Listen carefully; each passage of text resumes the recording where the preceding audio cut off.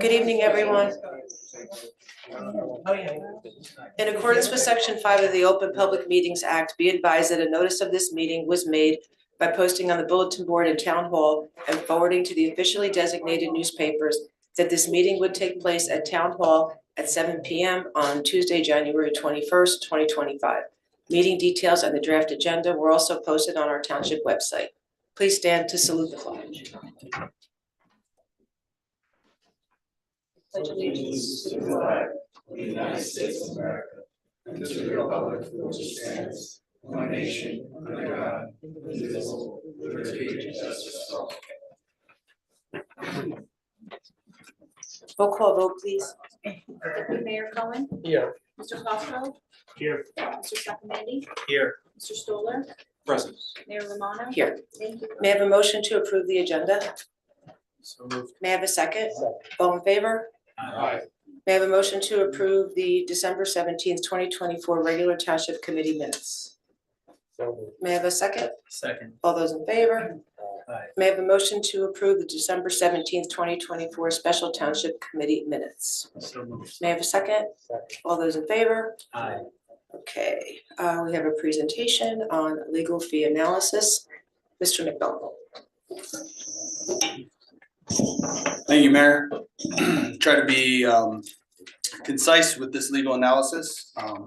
Previously did this for the Township Committee back in 2021, which encompassed the years 2013 through 2020. This analysis encompasses the years of 2021 through 2024. Just a brief overview is the general categories that we have as a township for legal expenses. General legal, which is our general counsel, Antonelli Cantor, for services such as initial lawsuit defense, OPRA, complex ordinances, easement, and purchase transactions. We also use a labor attorney, Cleary Giacobi. They assist in employment policies and practice, collective bargaining, grievances, and civil service procedures.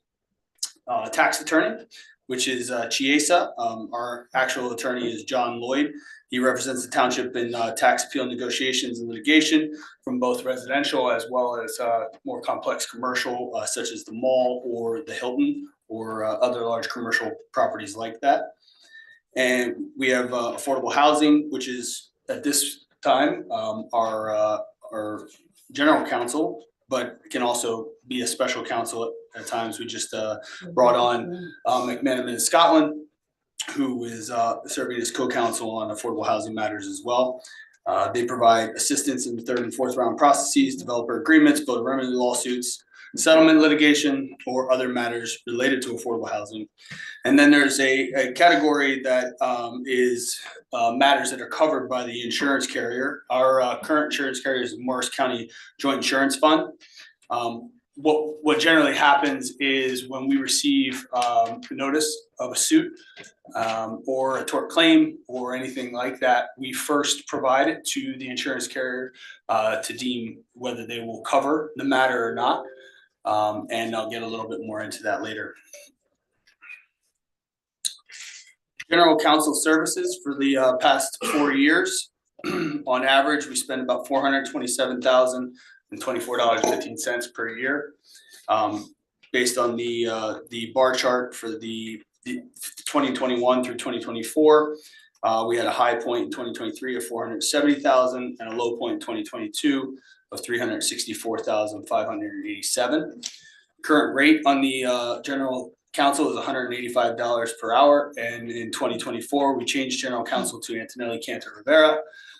So that again is what we use in terms of OPRA requests. One of the things that drives the cost factor for general counsel, and as many of you are aware, we've set our not to exceed at $450,000, and as you can see, it's based on that analysis that we are close to $450,000 each year.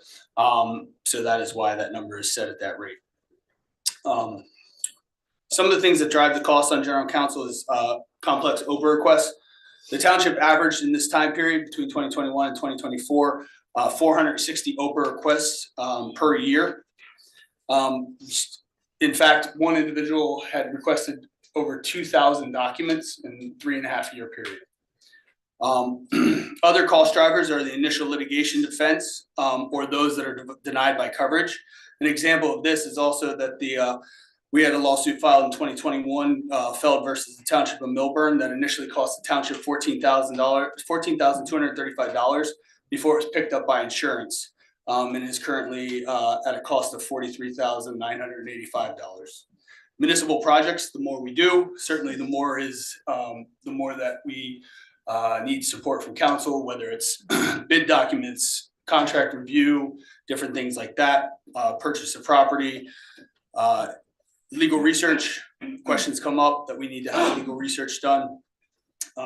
Other issues are affordable housing, environmental matters, cases that are not covered by insurance. We have a current litigation in Bear Properties that was filed in 2020 that is not being covered by insurance and has currently cost the township $205,224.50. We have a labor attorney, Matt Giacobbe from Cleary Giacobbe. Current rate is $175 per hour.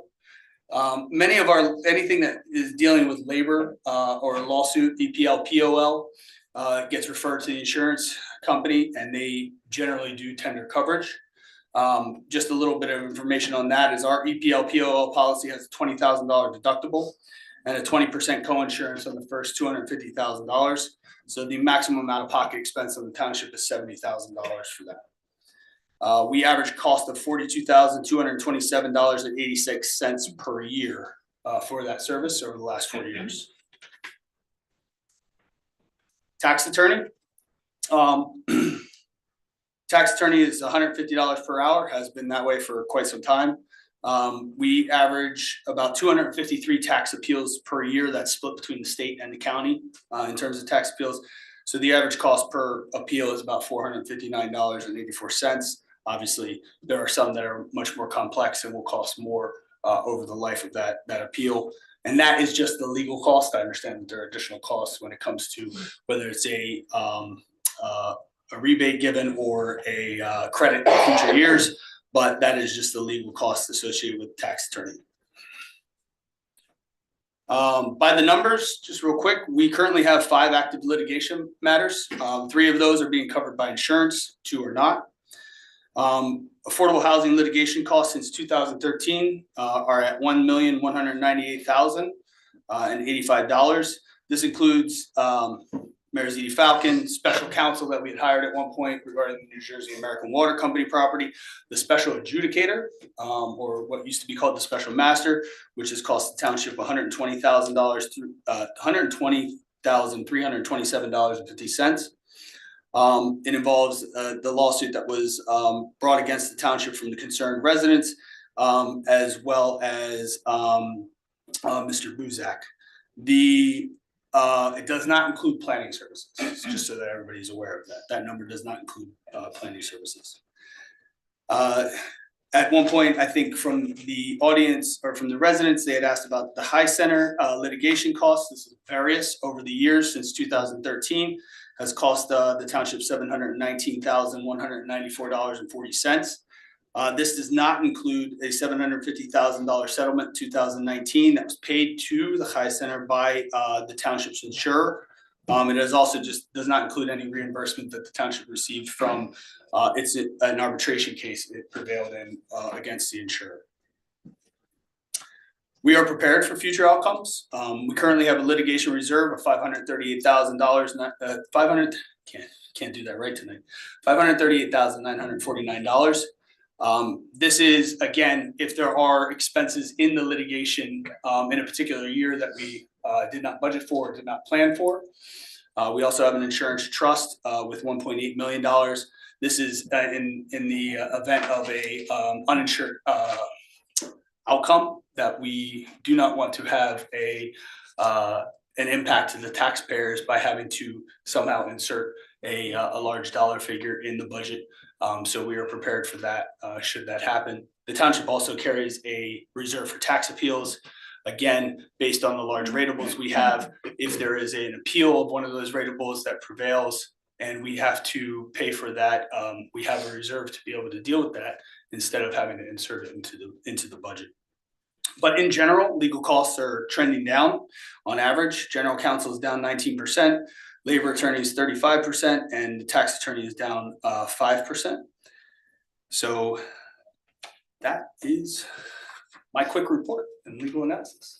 If there's any questions from the Township Committee, I'd be happy to answer. Yeah, Alex, do you have a dollar figure for, I think you said there's one individual who's responsible for a large number of open requests over the past few years. Do we have a dollar amount on that? On the Oprah request itself, no, but I can certainly get that for the Township Committee. I don't have that dollar figure handy. I just have the dollar figure for the litigation, which is $45,000. Right. Okay. Yeah, if you could get that, I think that'd be helpful. Does anyone else on the I have committee? a question, Alex. You didn't mention alleged civil rights violations, which I believe that's the labor attorney. Is that correct? That is correct. That's included in those labor costs. We've had 5 civil rights, alleged civil rights violations filed against us. None of them have been founded, but all of those add to the expense of the labor attorney.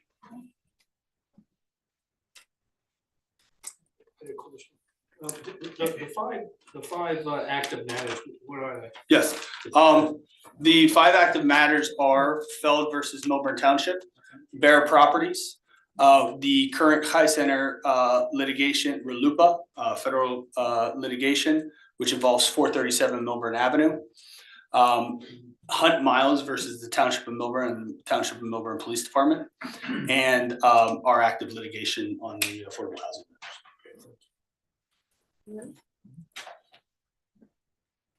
Thank you. Thank you. Okay, committee reports, Township Committee reports. Let's, Committeeman Sacramento, would you like to start? Sure.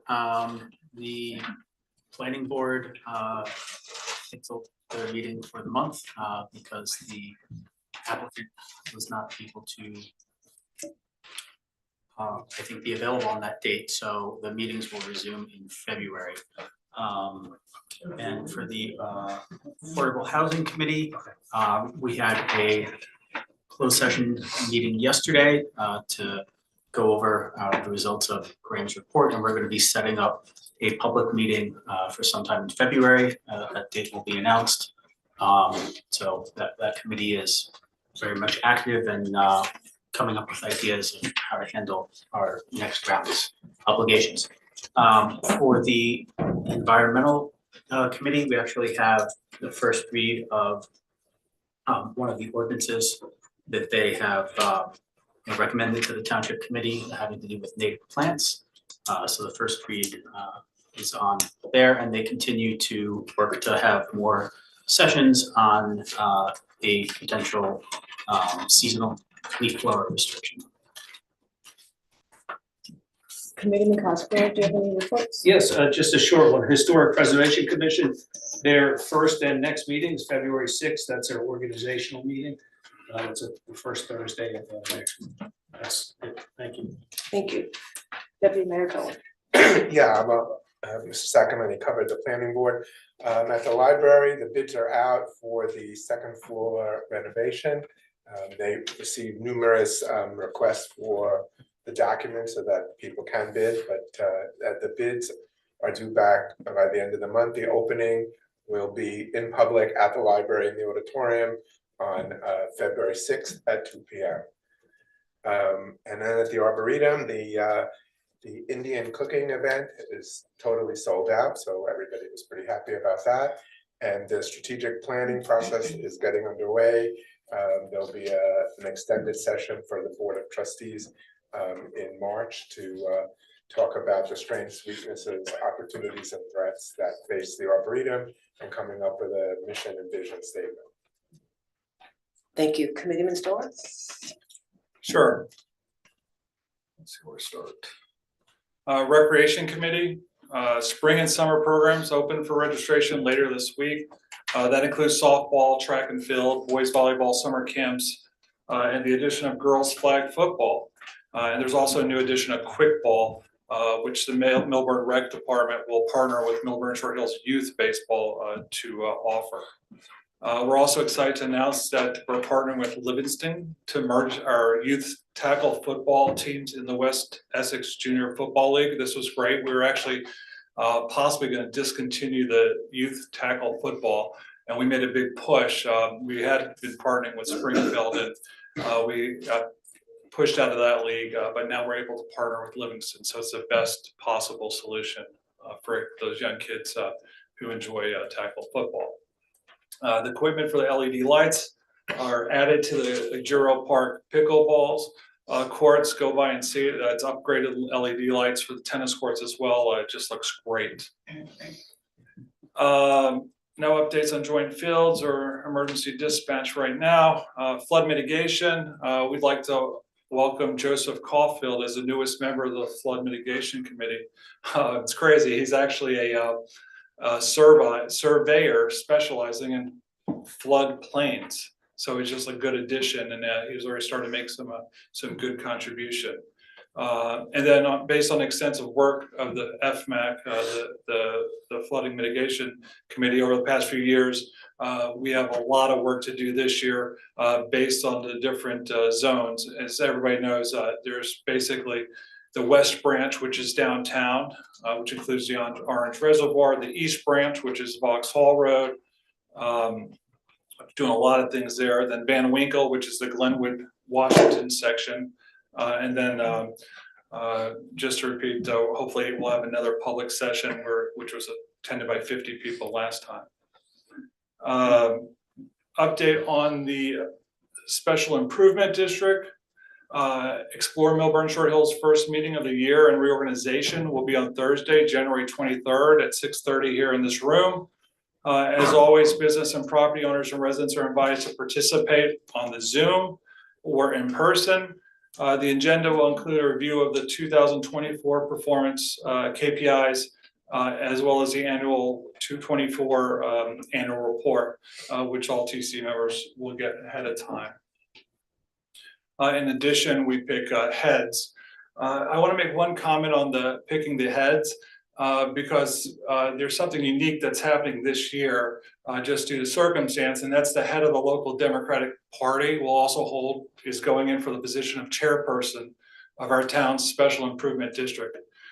To me, these dual roles create an inherent conflict of interest and undermines the core principles of fairness, transparency, and impartiality necessary for effective governance. I sat on this board all year last year. The CID's mission is to serve the entire business community, fostering economic growth and development in a manner that benefits all stakeholders, irrespective of political affiliation. However, this dual role possibility raises some legitimate questions in my mind, with the ability to separate political interests from CID objectives. Decisions affecting local businesses should not even appear to be influenced by partisan considerations, yet this overlap invites skepticism. Moreover, the role of party leaders inherently involves advancing a specific political agenda. They're the head of the party. Combining this with the CID chairperson, a position meant to be nonpartisan and inclusive, poses a risk of marginalizing the very business owners and the community members who may not align politically. The CID should represent, in my vision, a unified vision for economic growth, not one divided by political partisanship. I believe this situation also will discourage collaboration across political lines. At a time when our town needs unifying leadership to address pressing challenges, this dual appointment sends the wrong message. The head of the local Democratic Party must recognize the untenable nature of holding both positions. Leadership requires more than titles. It demands integrity and the ability to prioritize the needs of the community above all else. It is time to put these interests of our towns first by ensuring the CID is led by someone who is singularly focused on economic vitality of our community, free from any weight of political politics. For the sake of transparency, trust, and fairness, I urge all TC members, the mayor, deputy mayor, to ensure that the Democratic Party and the CID to reconsider this arrangement and to take the necessary steps to prevent any erosion of public confidence. And that concludes my reports. Thank you. Thank you. Our county liaison, Mr. Camacho, do you have any reports? Nothing to report today, Thank you. Mr. McDonald? Just a few brief reports. One, I know the question will come up, but the presentation that I did tonight, as well as the presentation that Graham is doing tonight will be posted on the website tomorrow. Just a quick update on PSE&G. They continue to do work in the Athens, Rolling Hills, Deerfield section. They anticipate being done with this work mid-March. We met with them earlier, middle of last week, to discuss our restoration process in an attempt to have as many of those roads restored in full as possible between the work of PSE&G and the township in our 2025 road reconstruction.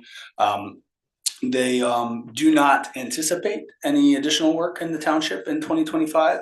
But as I mentioned to our area rep, I'll believe that when I see it. And as far as Main Street and the intersection of Milburn Ave and Spring Street go, as soon as the weather breaks and we are able to perform that work at night, it will be done. Curb to curb on Main Street, and as well as that intersection at Spring and Milburn. Just a quick update for the Township Committee as well as the residents. We did hire a part-time code enforcement officer that has started at the beginning of January. They're helping us in the off hours, in particular Tuesdays and Thursdays, from about 4 o'clock to 7 o'clock, and Saturdays. That will help us address issues that do come up on the weekend that we generally do not have people here. So we're excited to have him aboard. He holds a bunch of different licenses, but in particular, he's going to assist us in being a little bit more proactive about those things that happen when we're not here. One of the things, just a reminder to residents, is that you are required to have your house numbered and that it should be visible and legible from the street. And so that is one of the things that we will be going around giving gentle reminders about, that, you know, it shouldn't be written in script or and otherwise hidden. If it's done nicely, you know, on a rock and it's illuminated, all that is great. There is a code for this, and we just encourage residents to do that. That helps our first responders get to your address and respond efficiently. Just a quick update on the town hall renovation. I'm going to try to do this as much as possible at these meetings. We are in the process of sprucing up 22 East Willow a little bit. We've gotten quotes on painting. We've gotten quotes on a little bit of carpet work and floor work that needs to be done down there, as well as we are currently in the process of working on setting up a network at 22 East Willow. We anticipate, I think it's quite aggressive, but we anticipate being out of town halls sometime in April or May, and moving to 22 East Willow. A lot of moving parts, obviously, and we're working toward all of that. We've also been meeting and getting quotes from moving companies to assist us in that, and that has actually, all of these quotes have actually turned out much better than I anticipated in terms of cost, and so we are moving along. In addition, I'm having discussions with not only the municipal court, the library, and the Board of Ed about possible meeting locations when we are no longer in this building, so that we can have space to have township committee meetings, land use board meetings, and things like that. But a lot of work going on that particular project as well, and just want to try to keep everybody updated as much as possible. That's it. Thank you. Mr. Camp. Thank you, Mayor. I don't have much of a report tonight. Our township planner, Topology, is here. They'll be providing our 4th round compliance process presentation, and I may have some additional comments following that presentation or answer any questions related to that from this governing body, but I don't have any further report. Thank you. Public comment. When invited to speak to offer your comments, please come to the lectern, clearly state your name and whether you are a Milburn resident and/or property or business owner. Please do not provide your full address, seeing our meetings are recorded and readily available to the public. For the convenience of our community, there is a remote option. If you called in and would like to comment, please press *6 now. If you are attending by computer or electronic device, please click the raise hand button and be sure your video is on when you comment. All members of the public wishing to speak will be put into the queue to address the committee. To help facilitate an orderly meeting and to permit all to be heard, speakers shall limit their comments to 1 3-minute session. You will be prompted when there's 30 seconds remaining. A reminder that this is not a time for dialogue or to debate a matter, and this is a time during our business meeting for the public to offer comments. I will- Mayor, I'm sorry, may I make a suggestion? Sure. Given the fact that Mr. Petto is here to give a report, maybe provide it, because I know it's in the agenda prior to the resolution, but maybe allow him to give the report now, just in the event that anybody wants to comment. Absolutely. So. Mr. Penna. Sure.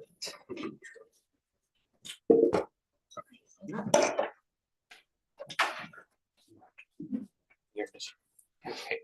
All right, good evening, Mayor, members of the Township Committee. My name is Graham Petto, Principal of Topology here this evening as Township Planner. You know, as has been alluded to in earlier conference remarks this evening, we've been working diligently to assist the Township in the compliance process for the fourth round of affordable housing. You know, I'm happy to give this presentation in advance of public comment. That way I'm happy to address any questions that may arise and respond to those from the public. So first, I want to highlight kind of the overall fourth round compliance process.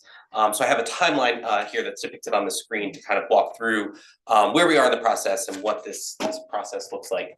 The third round, as many of us will recall, was a court-based process. Settlements were completed kind of in closed-door negotiations with Fair Share Housing Center. Numbers were provided to municipalities by Fair Share Housing Center. There was lots of a lack of clarity around how those numbers were created or provided. I want to report that the fourth round is a completely different process, as signed by the governor in the spring of 2024. The legislation is much different and sets forth a series of steps. The methodology is codified within the new statute. And so this process is wholly different than what we've experienced in the prior round. So the first kind of process that we'll walk through, I've highlighted step number one, where we are in the process right now. All municipalities across the state are to, by January 31st of 2025, to adopt the obligation number of how many units they plan to provide over the forthcoming 10-year period from 2025 to 2035 by resolution. And that needs to be adopted that's the first kind of compliance deadline of January 31st of 2025. Failure to do so exposes the township to builders' remedy lawsuits, and the township would lose their immunity status. So it is important for the municipality to act in advance of the deadline to maintain that immunity for the fourth round period. Remember, kind of have distinct rounds to differentiate from. I want to report this evening to you all that 59 municipalities across the state have already done this process. Milburn would be the second in Essex County to do this process. Only one other municipality has done it so far in Essex County. So that's kind of the first phase, and that's what we're here this evening. And the balance of my presentation will walk through that, but I want to touch on the other components of the timeline just for the benefit of everybody here and you all.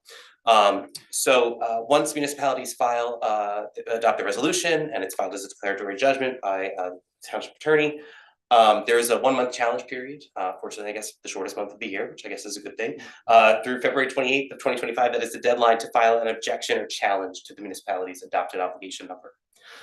Then from March 1st through April 1st, the Affordable Housing Dispute Resolution Program, which is a component of the administrator of the courts, reviews the challenge, reviews the information that's provided, and either affirms the municipality's number, modifies the municipality's number, or rejects the challenge outright. So there's a couple of things that can happen through that process. Rules have been provided, but obviously this is not a new process, so we're not exactly sure how it's going to go.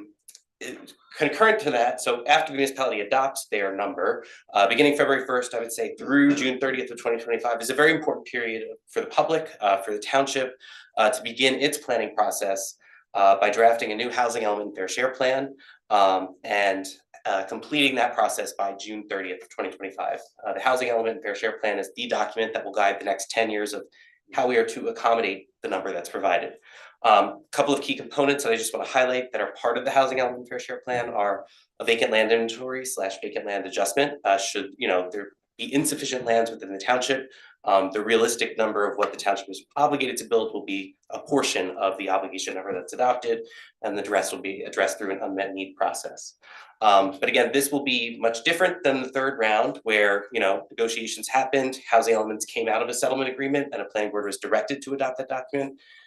This process is going to be wholly different in that this will be a public process to draft a housing element fair share plan in a collaborative process consistent with the township's visions, goals, and its master plan. And so this will be a much more informed public process to think about collaboratively how we address the obligation for affordable housing here in Milford.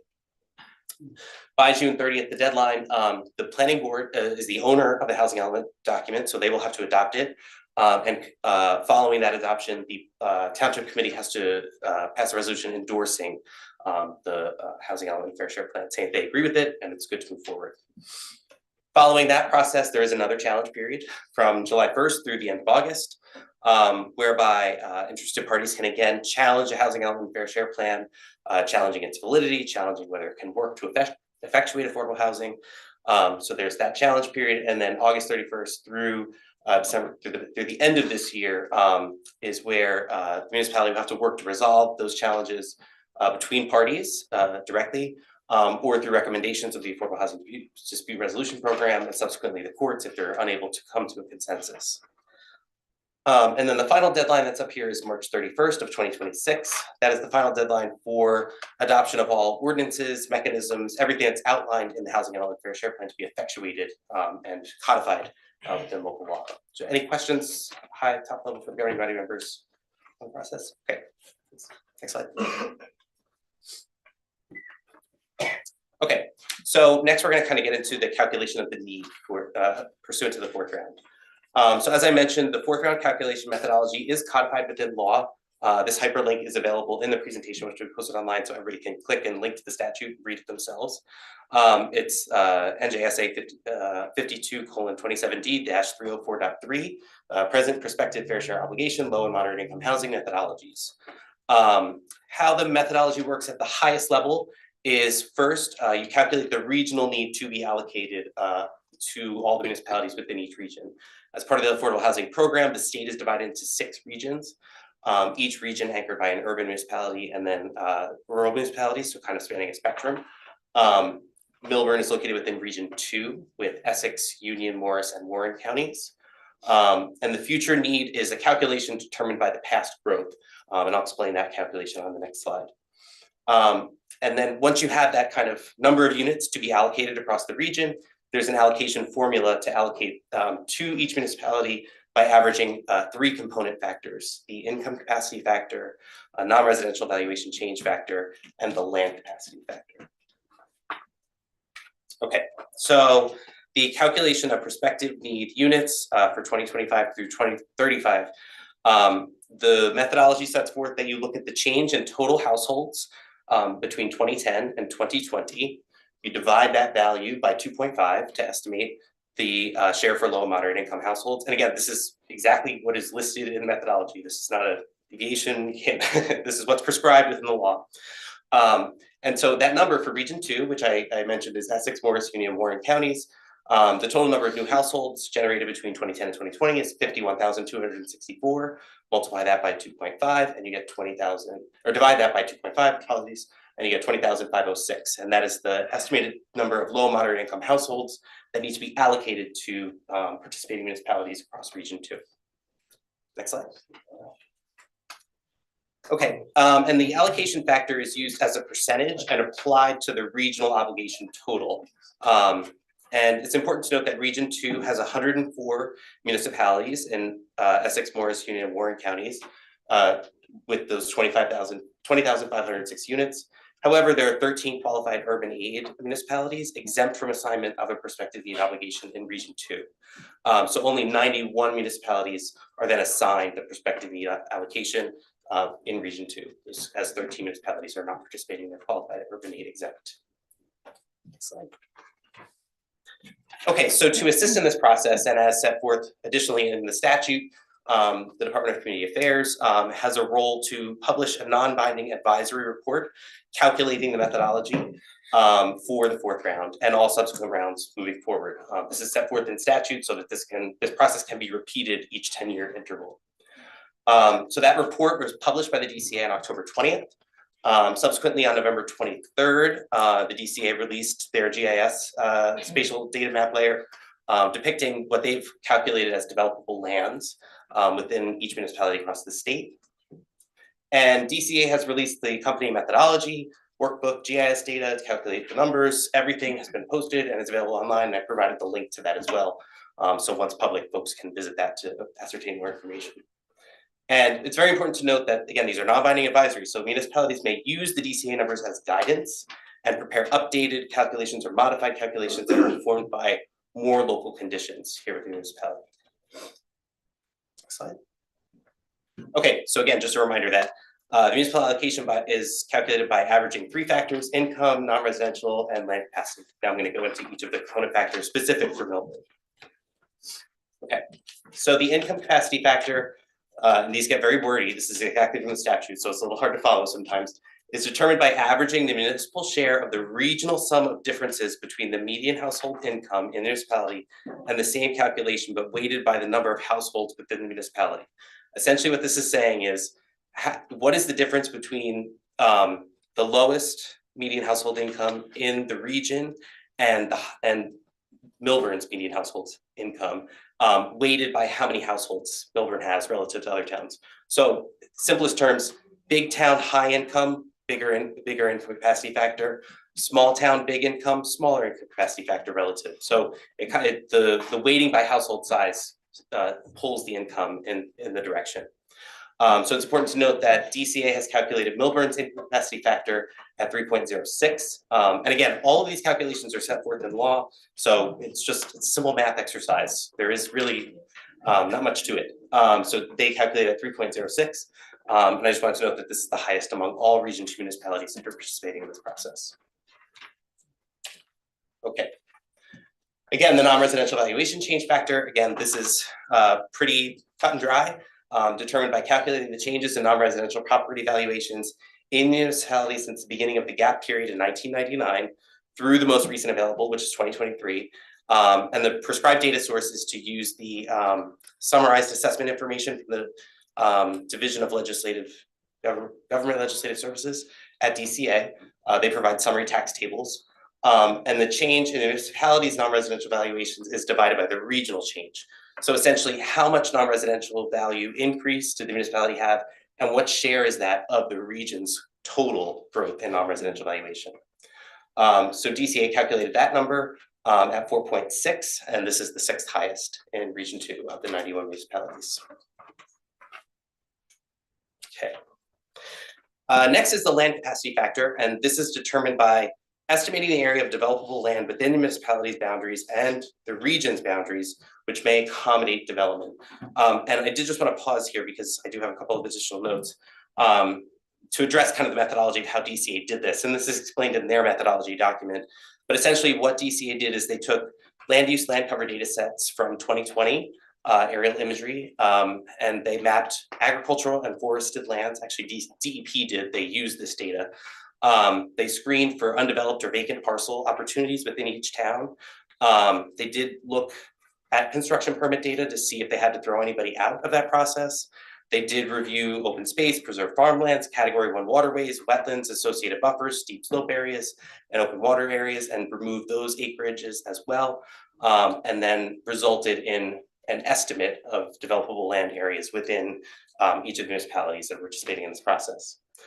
So for the Township of Millburn, DCA, and again, I just also want to stress that DCA did this statewide, so at a 30,000 foot high level, they were not getting too into the weeds of cleaning up the data in each municipality. And they estimate just shy of 25 acres here in the Township of Millburn of 5,358 acres across Region 2 for a land capacity factor of 0.46. So this is a very, very small portion. And that ranks 42nd of the 91 Region 2 municipalities. Okay, so in summary, and this bottom line number might be familiar for everybody, but I just wanted to kind of depict the calculations for everyone. So our income capacity factor is 3.06, the non-residential valuation factor is 4.6, the land capacity factor is 0.46. You average those three values together, you get 2.71, multiply that by 20,506, and you get 555. That is the math of how the DCA came up with that number that everybody was kind of aware of acutely in October when the numbers first came out. Okay. All right, so what have we been doing on your behalf? So we have been assessing the DCA calculations to kind of go through the numbers in process to make sure that things are accurate and reflect the best available data, most accurate local conditions, and affirm or modify the calculation in due process. So first, you can go to the next slide, that's fine. The first is the income capacity factor. So when the DCA published their report and did their initial analysis, they leveraged 2018 to 2022 American Community Survey data from the US Census Bureau. And again, their report was published at the end of October. However, since that report was published, the 2019 through 2023 American Community Survey data was published by the Census Bureau on December 12th of 2024. So what we have done is we have taken the newer data set and updated the factor accordingly with the latest data. So, and as you can see on this slide, that the income capacity factor, again, same description, leveraging the newest data, Milburn's income capacity factor is now 2.88. Previously it was 3.06 under the DCA's calculation. So we're using the same data, same methodology, same calculation process, just the newer data yields a different number. Next is the land capacity factor. And again, we further assessed following the publication of the GIS spatial data by DCA. So we've identified the areas identified as developable, were reviewed against local parcel information, local permitting, land use approvals, configuration of the developable area within the property to affirm whether it was actually in fact developable or not. And we have modified this factor accordingly as well. Okay, before we get into this, I have this kind of note slide, which I want to caveat, because we're going to show properties and show land, and I don't want people to take this, you know, and run with certain information. So this is kind of my disclaimer statements. So the following slides depict lands identified as developable by DCA pursuant to the methodology statute, and I cited the section. Developable lands as defined in the statute are as lands that may accommodate development, all types of development, not specifically for affordable housing. So can you build on this piece of property is the global question to be asked. The sites shown that I'm about to show on these slides are not planned to accommodate affordable housing development. They are merely satisfying the statutory definition of developable. Can you build on this piece of property? That's all that we're showing here. And the land capacity factor is the municipality's share of the total developable land in the region. And in simple terms, does the municipality have land to accommodate development, global development? So just want to put those caveats on this before we kind of go into some slides. So, okay, I want to apologize. The colors are a little bit tough to see, but we'll kind of walk through this. So on the left is on the left side of each of these kind of sample graphics, the areas will be shown in red, the DCA developable areas. On the right side, they will be shown in green. And the distinction is that the ones on the left are properties that we have excluded from the calculation, and the right are properties that we have accepted and say, yes, this does appear to be in fact developable based on the information that we've been able to find. So the property on the left, you will see is kind of split up, kind of fragmented pieces of land all around the Pingree School. This property is developed, it is currently in use. The configuration of these areas of this site are not sufficient to support development. So we are proposing to not accept this as a developable area. On the right side is a vacant undeveloped property at 33 Birch Lane. We have found no record of pending permits, no approvals. And this is an open lot that is available for someone to develop a house, for example. Okay. Here, this slide, on the left side is a portion of the Short Hills Station. I don't know why this came up as a developable piece, but obviously our argument is that, you know, part of it is covered by parking, that it's not a developable area. And then on the right side are two lots that we've accepted, 61 Cayuga Way and 63 Cayuga Way, two lots that are undeveloped and can accommodate development.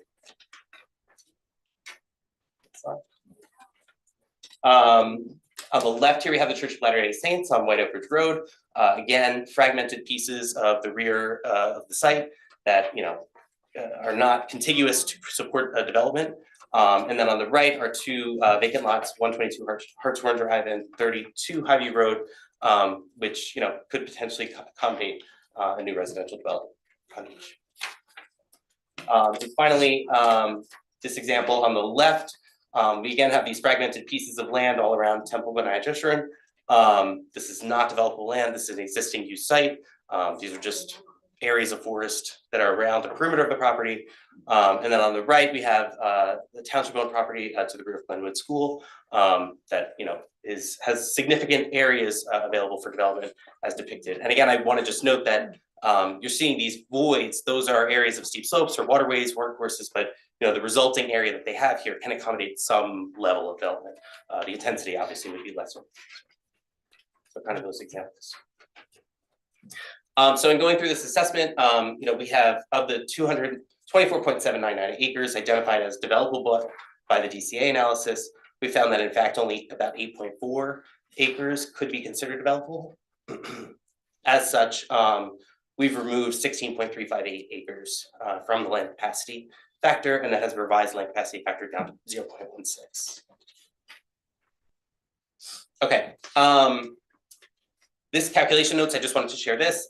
So it's important for everybody to know as we walk through the earlier numbers, the strongest factors that are allocating growth to Millburn are the non-residential valuation factor, where Millburn ranks 6th in the region, and the income capacity factor, where Millburn ranks #1 in the region. Those two factors alone are pulling 511 units to the township. So the land capacity adjustments really can't do too much for us. And that's why I wanted to say my second point, the land capacity factor is the weakest of the 3 allocation factors for the township. And based upon that strong weighting of the non-residential valuation and income capacity factors for the township, I think it's each acre of developable land accounts for just about 1.3 units of allocation. So even if we only came down 8 more acres, we would only come down 8 more units from our recommendation number. Okay, and then this is just kind of the summary slide, which depicts kind of the summation. So our recommendation obviously here is to accept the modified values that we've quantified, the income capacity factor at 2.88, the land capacity factor at 2.16, revised average allocation factor of 2.55, with a reduced prospective need down to 522, or I should say modified prospective need of 522. Yeah. And I think that's it. So lots of information. So just, Sure. so we reduced our land capacity factor by 66%, and it only reduced our obligation by 1% basically. That's correct, yeah. And then looking at this as from an attribution table, which we should do as an attribution table, so we can see how pungent that is. I mean, it really kicks Millburn in the teeth because of the high attribution for the income. And it really punishes us for increasing incomes and such. So, I mean, we really have to look at that as a group because we're out of land, yet we still have to deliver 511 units. I mean, even if land went down to 0, we'd still have to probably deliver 500 units.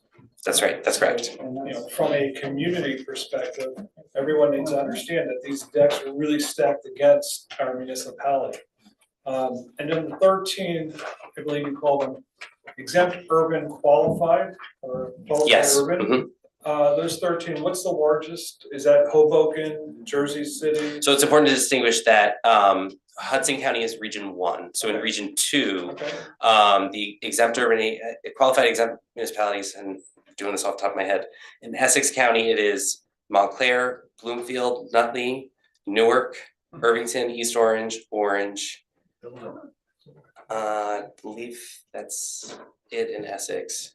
I'd have to look at the list for the others, but for example. Right, but it still makes the same point that, to have that where you actually probably want the need and such, that, and also reduces your divisor, which doesn't help anyone.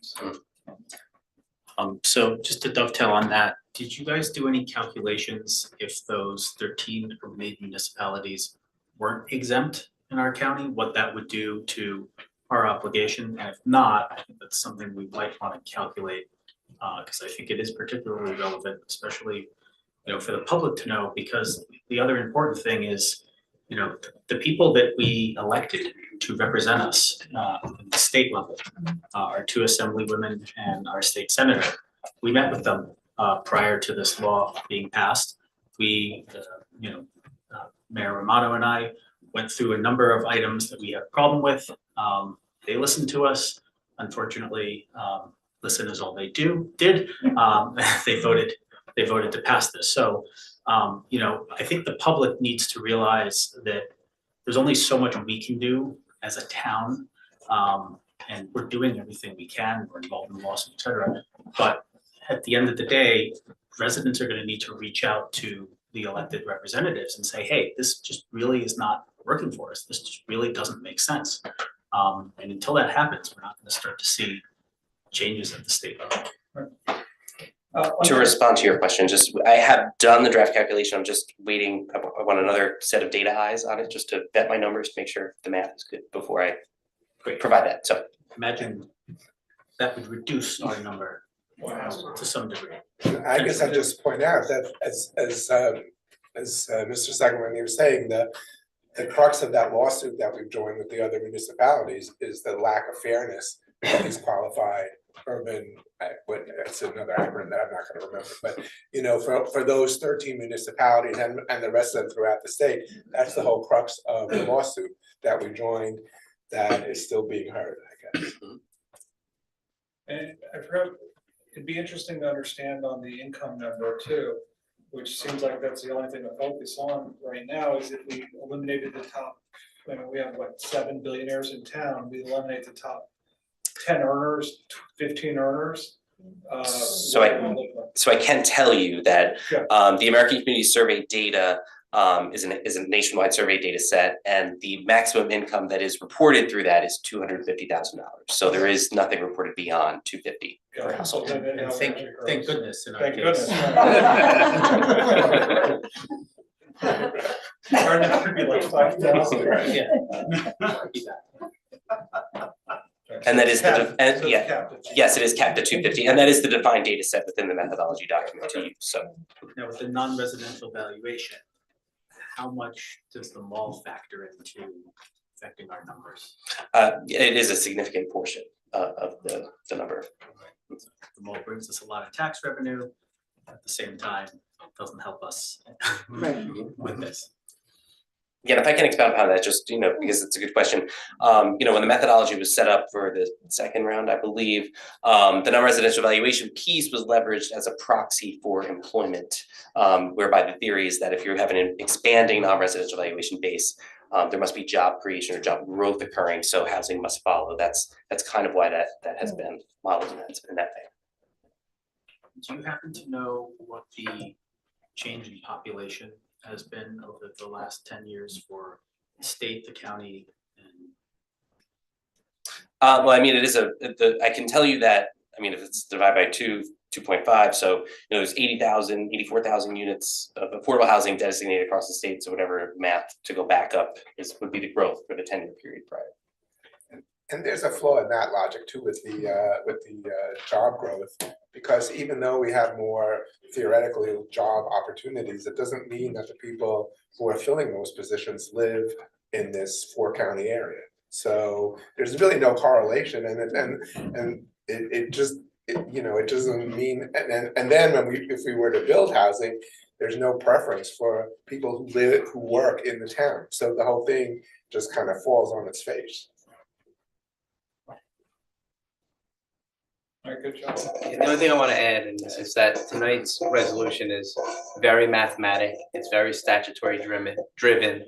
There's not much discretion from this board. It's what DCA provided to our township planner, and then our township planner going basically property by property. And I think our township planner actually went above and beyond by looking at the income factor, including another year in. So I think, you know, our township planner did all they could do, but from this governing body's perspective, at least for tonight, the next phase, as you know, as Graham mentioned, you know, involves the planning board and properties and vacant land adjustment and how to calculate our realistic development and where it's going to go.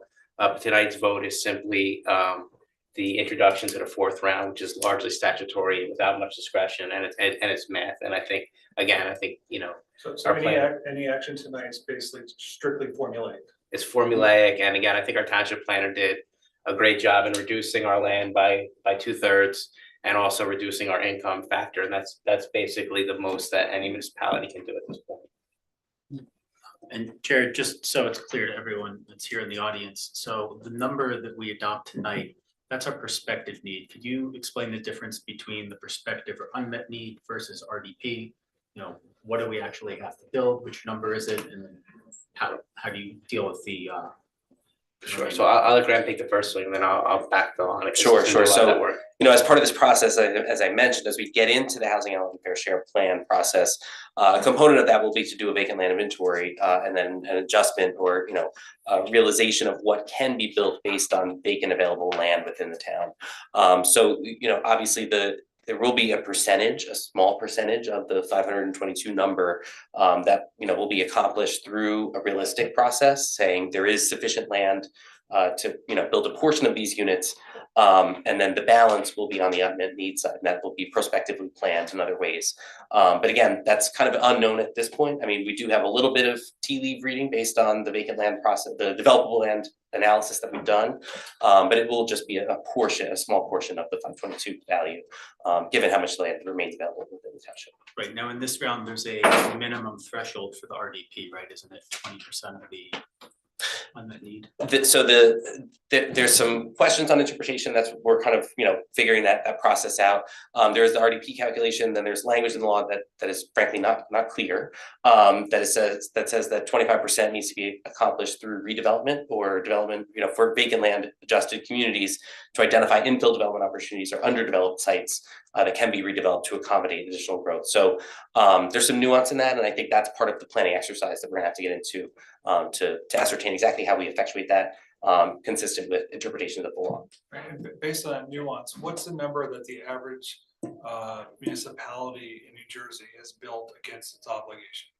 I think we know that number, right? I can't comment on that number. I don't know that number offhand, but I can tell you that the realistic development potential varies broadly amongst municipalities based on, because it's informed by how much land is available within the town to effectuate that development. And it also appears that, additional guidance is gonna come. The fact that we'll be filing a declaratory judgment action. We have 48 hours to file that after the passage of the resolution. And that guidance just came out within the last 20 or 30 days. So it's very likely that some of these unanswered, we were very surprised to see that we're gonna be filing an action in court, because that was never part of the statute. It was always, we'll have to pass a resolution and then go through the process. So we'll probably get more guidance as we go. So I think, Graham's right. There's some unanswered questions, and hopefully we'll get some more clarifying direction, good or bad, in the near future. And I want to stress that it's going to be a public process, that this is not going to be, something that doesn't happen in a public format. That, we're working with the planning board. This is the planning board's document. I want to stress that the housing element is their document, so they will be assisting the drafting of this document as well. In the ordinance, this is the prospective need, we're talking about a realistic need coming down the road. The ordinance also refers to a present need, which fortunately for us is zero, but could you explain that since it's in the ordinance? Yeah, the present need is essentially how many existing, it's an estimation of the number of existing units occupied by lower moderate income households that are in need of rehabilitation or updating, or need to be addressed or repaired essentially. It relies on a whole series of back-end data sets, the PUMS data, which is another version of census data, through some estimations to identify units that are deficient as far as lacking kitchens or housing or sufficient facilities. So that's a whole nother component, and that's usually accomplished through a rehabilitation program within a municipality to repair those units or provide for fund allocation to provide repairs for those. And there's also a component about what that takes into account whether or not the town has a homeless problem. Yes, I believe that's So part of it. we do not, and so we're zero. No, the present need, I don't believe. No, it's just based on the quality of the existing units, not based on homelessness. Sorry, I misheard. Now this question for Jared. So when we file this action, can we do so under protest, so as to preserve any rights down the road? So in our resolution, we reserve our rights to modify our calculation.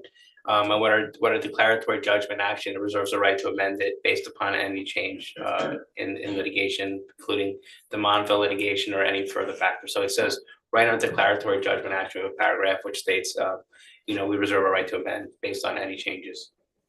Great, so we're basically, the language is already in there, we're protected if the laws change or, we're successful in the Montville lawsuit. I mean, again, all this is new, all this, there's never been challenged before, but that is the thought behind it. We're trying to put language in to protect the township, if any of these lawsuits, if they decide to, change the numbers in any way, we don't want the ability to amend.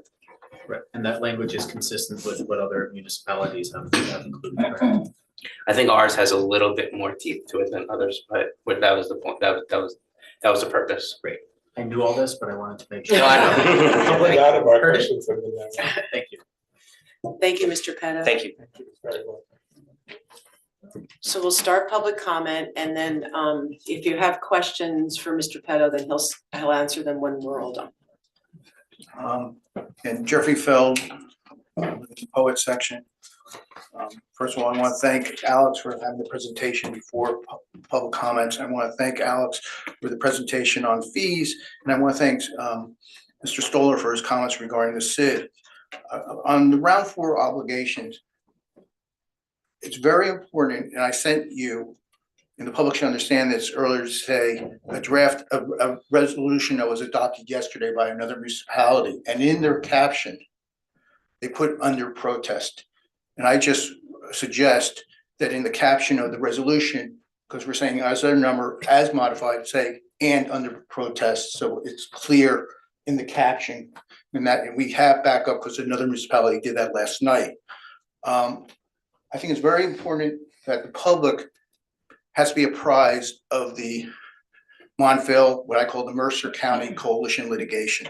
This is very hot litigation. And I don't know how the township keeps the public aware.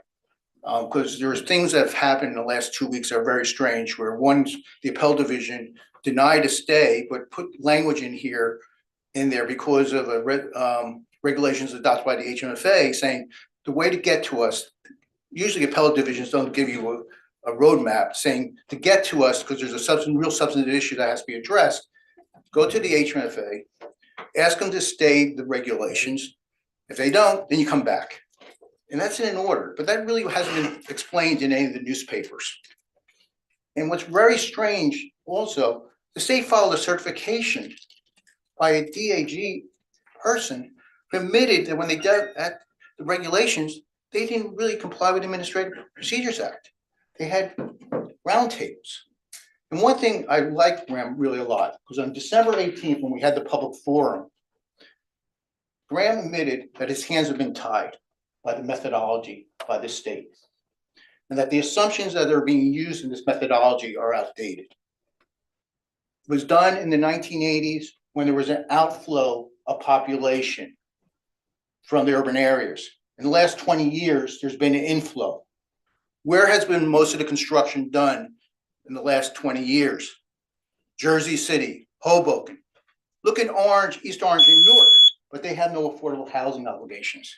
And I think what I'm asking you tonight is to put in under protest, find a method that you keep the public aware, because there's a very important virtual hearing this Thursday. And I think the public should know how they can get access to watch this hearing. We're on cutting edge. And I was just asked, because the report, if you can make a schedule, because it was on your slides of the properties that can be developed, but that wasn't in the report. If you can create a schedule so that we know what properties are in that 8% number. Thank you. I'll come back later to address the bill list Thank you. issues.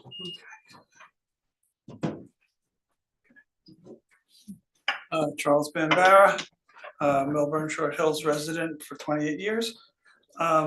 First, I want to thank Committeeman Stoller for his comments on the SID and the chairperson for the SID. Mayor Romano, you set a shining example last year when you were elected mayor, and you stepped down for your post as Democratic Party chair.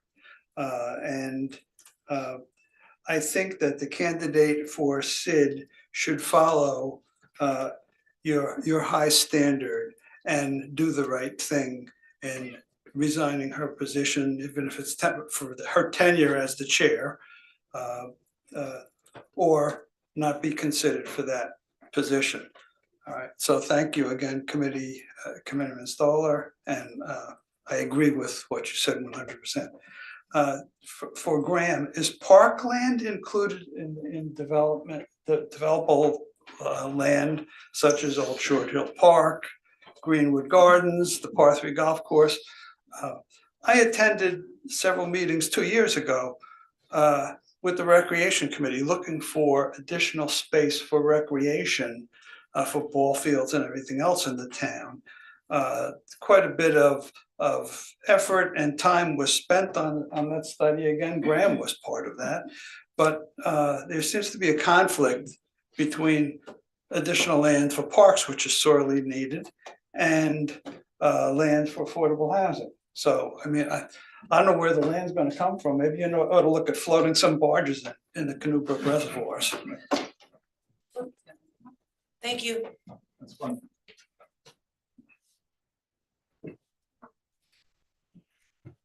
Hi, everyone. Richard Seibert, resident of the town. I like the idea about marking homes with their addresses. I've sometimes drove around town and questioned it myself. As far as a moving company, my friend owns Liberty Group. I don't know if you called them.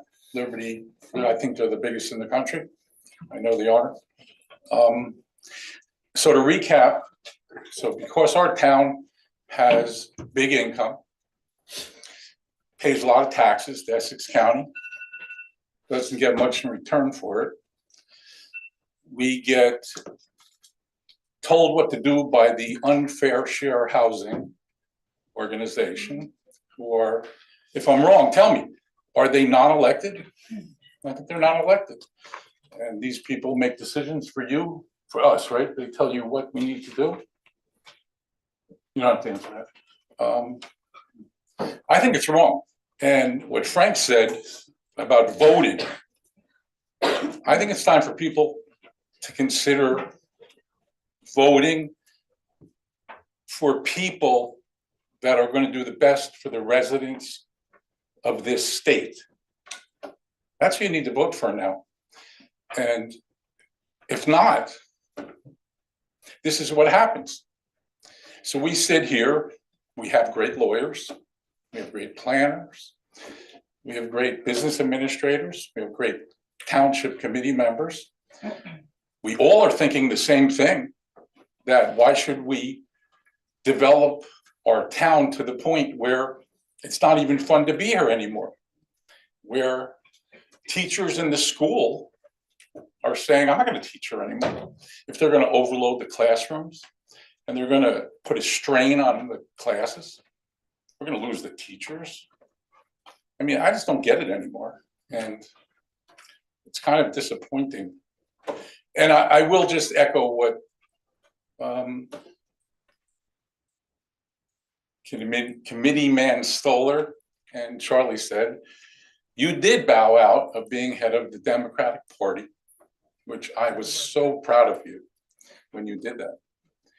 And I'll name the name, it's Jackie Lieberberg. She is the person who runs the Democratic Party in town here and also wants to sit on the SID committee and be there too. And it's time for her to make a choice, pick one or the other. Because it's true, it works this way.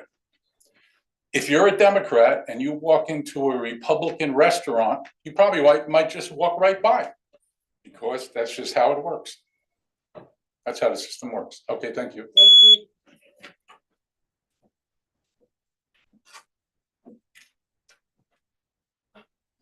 Hi, my name is Eric Osterman, 30-year Milburn resident, 32 if you're scoring from home. Now, I want to address the affordable housing situation and thank you very much for your data and analysis. I want to ask, why continue this social experiment? Why cave to this extortion? Fair Share Housing, such an Orwellian name, orders us to build over 500 more units of affordable housing, which computes to 4 times that number of market rate housing, before we have completed the prior round. How can they know if this socioeconomic experiment is working?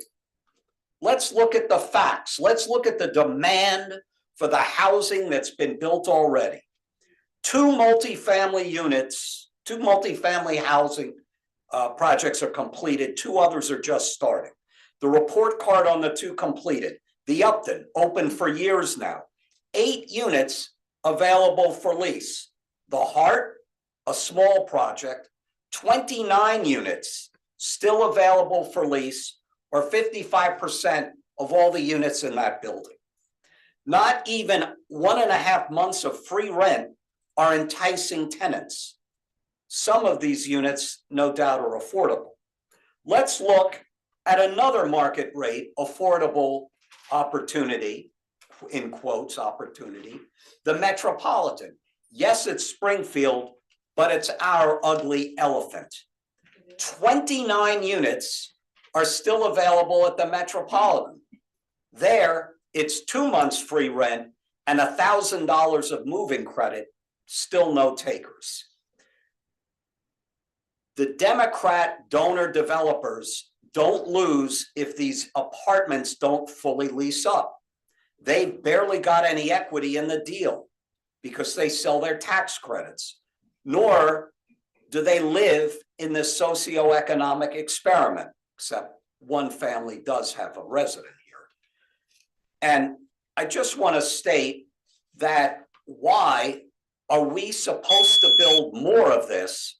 I reiterate what Mr. Feld said, that the parcels targeted be made public.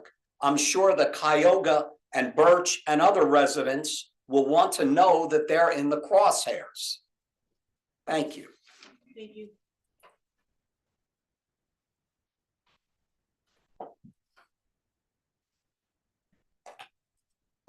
Well done, Mr. Osterman.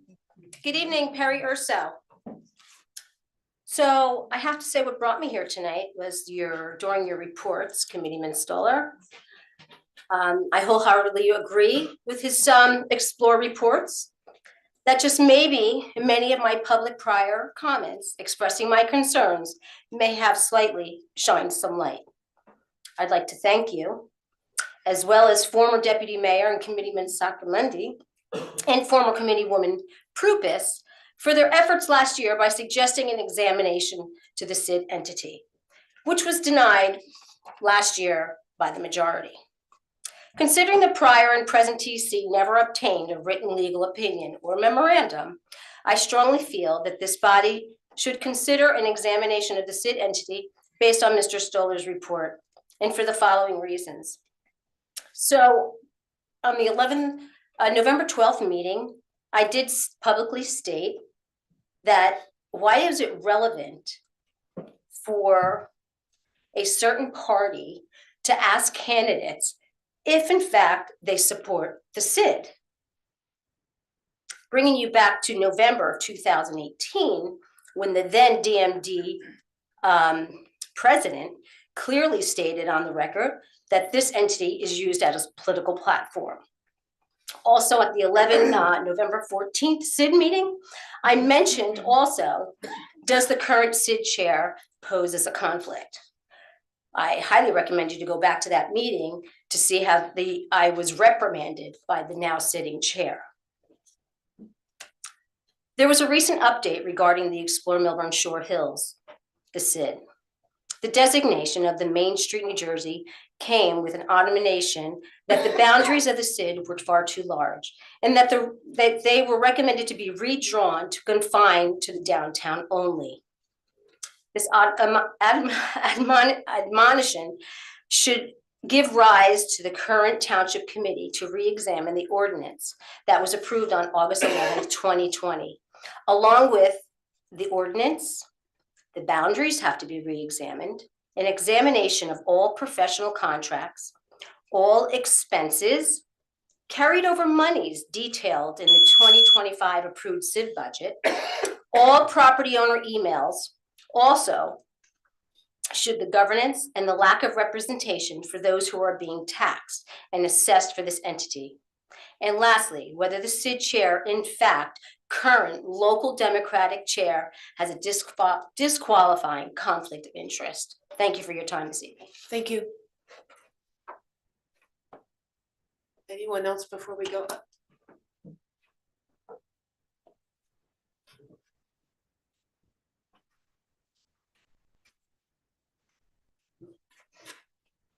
Hi, Jay Morielli, Township resident. I'd like to start by thanking the members of the TC for their service to the community, and kudos to the Public Works folks for their response to the snowstorm Sunday night. Our streets were clean by 7 a.m. on Monday. It was fantastic. So please pass along my thanks. The Charter Study Commission has been mentioned in the last couple of TC meetings, so I'd like to discuss a bit about what will happen in November and what will happen after. First, the November vote is twofold. First, to determine whether a Charter Study Commission will be formed, and secondly, if it is, who will be on the commission. If the vote is not to form a commission, the process stops at that point. If it passes, 5 people are elected to become the commissioners. The commission will hold public meetings and solicit inputs from experts, town officials, residents on the issues related to the current form of government and the potential alternatives. The commission has a fixed period of time, I think that's 9 months, to reach a decision on whether to recommend a new form of government or to stay with the current form. If it recommends a new form, that then goes back to voters to determine whether the new form of government is adopted. If voters reject the recommendation of the commission, the current form remains. If voters choose to change, a transition occurs. Committeeman Cohen stated at the last TC meeting that there were hundreds of permutations of outcomes between the forms of government and various aspects, and that is probably technically correct. However, of the 12 official forms of government available, only 3 or so make sense for Milburn, including staying with the current township form. And since the enactment of the Faulkner Act in 1950, the vast majority of over 120 municipalities that have changed forms of government have moved to a Faulkner form of government. More than half of all New Jersey residents reside in municipalities with a Faulkner Act form of government. The 2 most consequential factors in selecting a form of government are whether to have an elected strong mayor or a weak mayor, and whether elections are partisan or nonpartisan. In a strong mayor form of government, the mayor is the city's chief executive with the authority to appoint and remove department heads, propose budgets, veto council actions. This form of government is similar to the organizations of most state governments. In a weak form of government, the mayor is mainly the council's chairperson with little formal authority. The township form of government Milburn has falls into the weak mayor category. I'll talk more about partisan elections in the second speaking period. Thank you.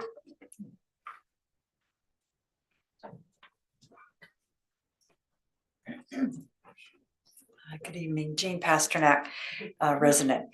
Thank you for the additional resource for enforcement that was so long needed. And the legal analysis, I just wonder, were there any offsets to the settlement and the legal fees for the 1 Jefferson property owned by the High Center for any violations of the settlement agreement? I agree with Ben's comments as well. I raised my objections at the last couple of meetings. At the last TC meeting, when I asked you each pledge to support Milburn's participation in the challenge to the constitutionality of the affordable housing law, came into effect in spring of last year, with affirmative votes from all our state representatives who are Democrats in both houses. Our town voted overwhelmingly against the dump project and overdevelopment in 2023. We have a chance to change the trajectory of this unconstitutional overdevelopment mandate on our town by electing new state assembly representatives and a new governor in 2025. I want to implore our residents and voters to ask, what are the affordable housing and overdevelopment positions of every candidate running for state and local offices and governor of New Jersey? The gubernatorial candidate that our mayor, Romano, and deputy mayor Cohen have endorsed, as I understand it, is House Representative Mikey Sherrill. And by the way, she lives in Montclair, an exempt urban municipality. I find this as somewhat troublesome because of what Cheryl has said publicly. This is what she said when she launched her campaign in Patterson. Quote, "We need more housing in New Jersey." In contrast, Senator John Bramnick, Republican gubernatorial candidate, says on his campaign website under the heading "Stop Overdevelopment," overturn the recently enacted housing mandates passed by the legislature that will continue to overdevelop our communities, burdening the infrastructure, crowding classrooms, and straining emergency services. I'd also like to remind our township voters that our fair share housing settlement agreement reached in July of 2021 was approved by all 5 Democratic TC members after a successive several years of 100% Democratic member TCs. These people were selected and backed by the Democratic Committee under Mayor Romano's leadership as chair of the Millburn Short Hills Democratic Committee.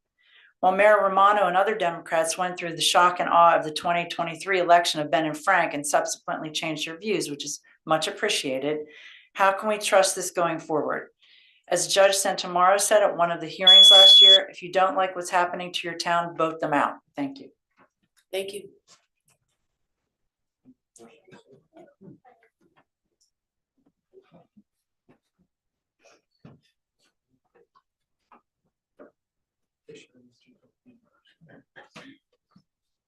Good evening, everybody. Christine Best. Hey, Ben, that was a wonderful statement, and thank you for making it known to everybody. Amazing presentation. Really, I wish other planners in our town did what you did. Amazing. It's top notch. I wanted to speak to a critical issue tonight. It's about sustainable development in Millburn and the committee members' responsibility for Millburn's current residents' best interests. Not builders, not Mikey Sherrill's campaign trail for governor, not Joe DiVincenzo's initiatives for Essex County, nor Alexion Collazo Gil's identity political espousing. We already provide a massive amount of tax revenue to Essex County.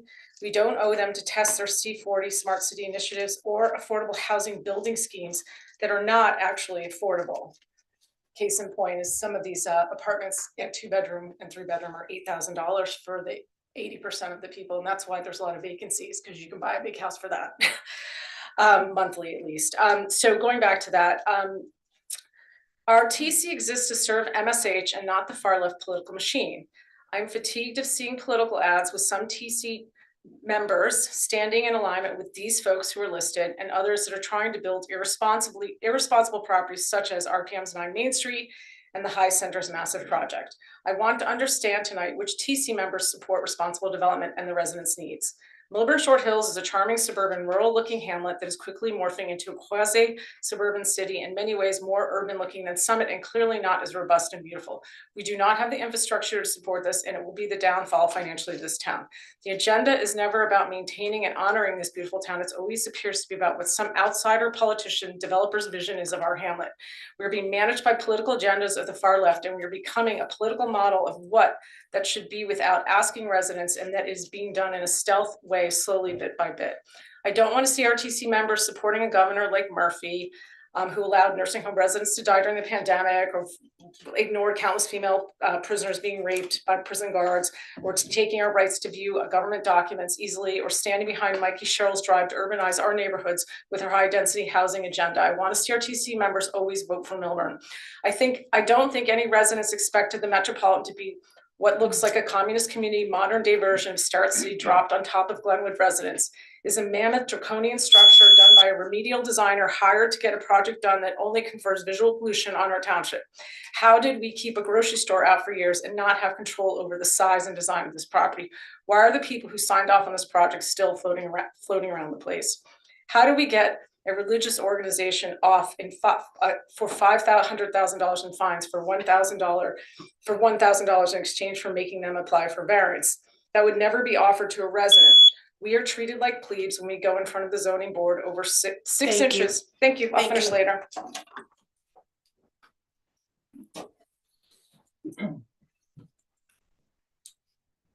Phil Kirsch, Millburn resident. A lot of politics tonight. I just wanted to know where I can find the guide to which restaurants are Democratic and which ones are Republican, so I can choose the ones that I align with when I go out and eat next time. So if you give me that information, I'd really appreciate it. Thank you.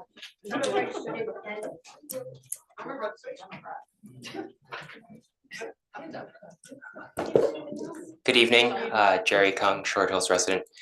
I wasn't intending to speak tonight, but the prior speaker, Mr. Kirsch, actually reminded me about an incident that happened while I was on the campaign trail for Ben and Frank in 2023. So I believe what ended up happening was Ben worked really hard that day and visited a bunch of business owners downtown. And a bunch of them agreed to put up Sacramento solar signs, Sacramento, sorry. And that's a great thing for our businesses to be involved in our local government, to understand what's going on. But interestingly enough, that same evening, a bunch of business owners emailed the campaign saying, I was sent this email from the CID saying they're going to come around doing signage inspections. So interestingly enough, our town, which has a reputation for being lax on zoning enforcement, all of a sudden, the day political signage went up in businesses, decided to crack down on political signage. Now, when the CID executive director was pressed on this, he sent out an addendum saying, oh, by the way, political signage is exempt from this due to your First Amendment rights, except that that wasn't included in the first round of the notification. And so this communication actually sent a chilling effect to a bunch of the businesses that Ben and Frank had, they went downtown and they spoke to all these businesses and they said, I like what you're saying, and they put up their sign. And I think it's just a terrible thing for a nonpartisan special improvement district to be politicized and to be weaponizing their authority by scaring business owners into taking down political signage.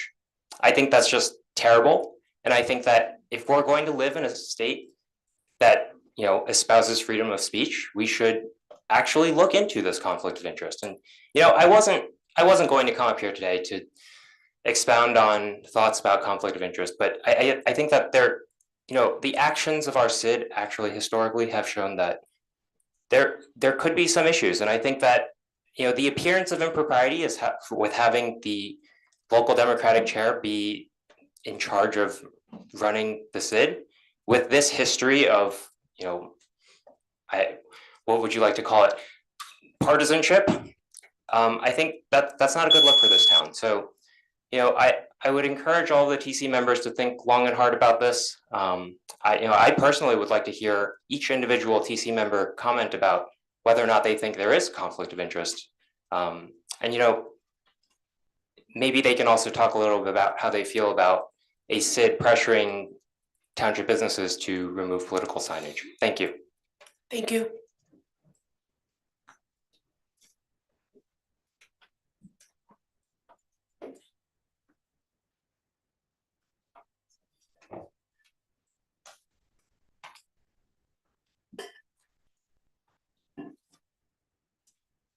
Evening, folks.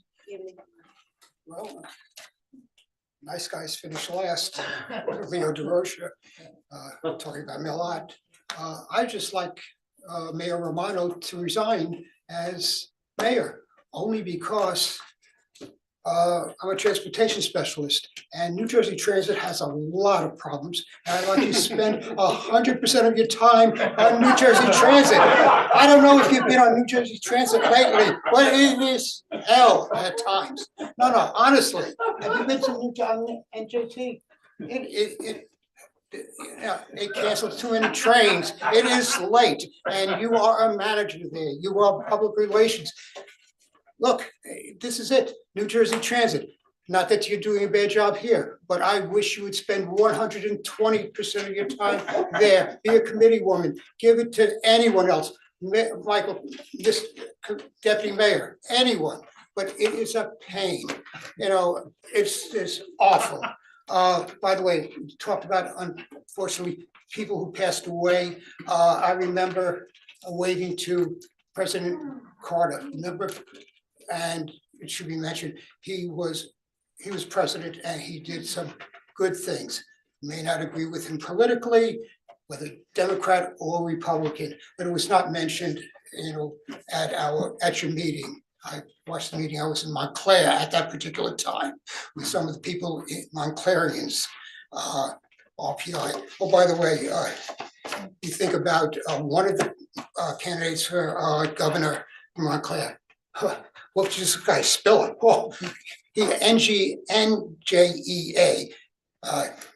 Some of the New Jersey educators, things that they have to say about this gentleman and some of his positions as far as affordable housing and rent control.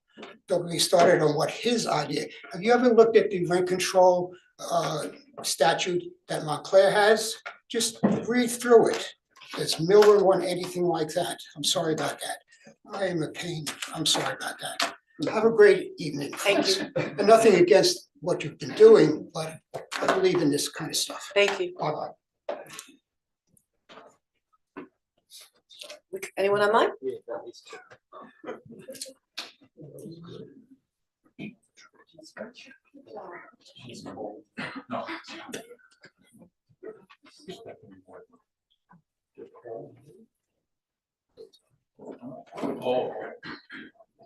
Good evening. Can you put your camera on, please?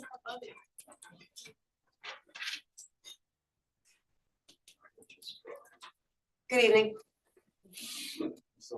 You're muted. How's that? Perfect. Okay, great, thanks.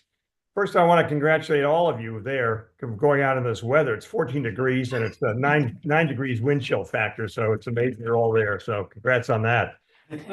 I had a question about the land use calculation that was made.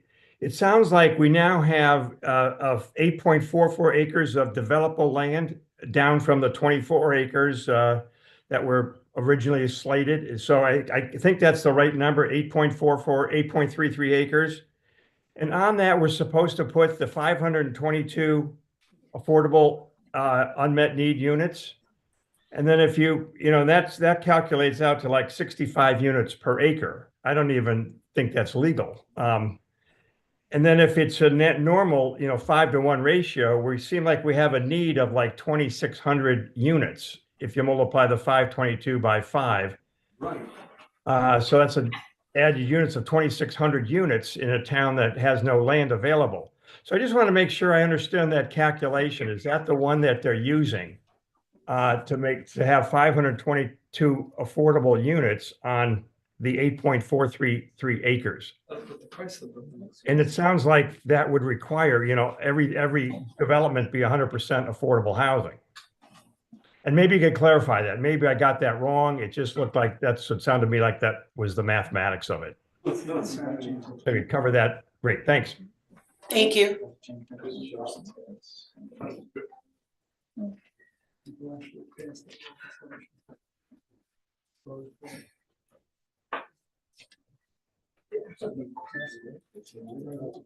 Good evening.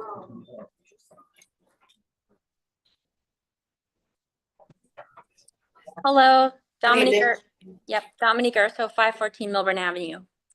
I don't speak very often. If I do, something has to leave me absolutely shocked and disgusted by how some people in this community cannot simply just be respectful, coexist, agree to disagree. I don't even know what to say. To whoever Mr. Hirsch is and your comment, people and business owners in this town are not going to accept personal attacks on people's businesses based on political support, supporting a friend, unity within the town. It's ridiculous. Okay, people aren't going to stand for this anymore. There needs to be equal balance of respect and civility within the community. You cannot say you're going to support X business and not another business based on political view. No one's having any alliance to make anyone divided.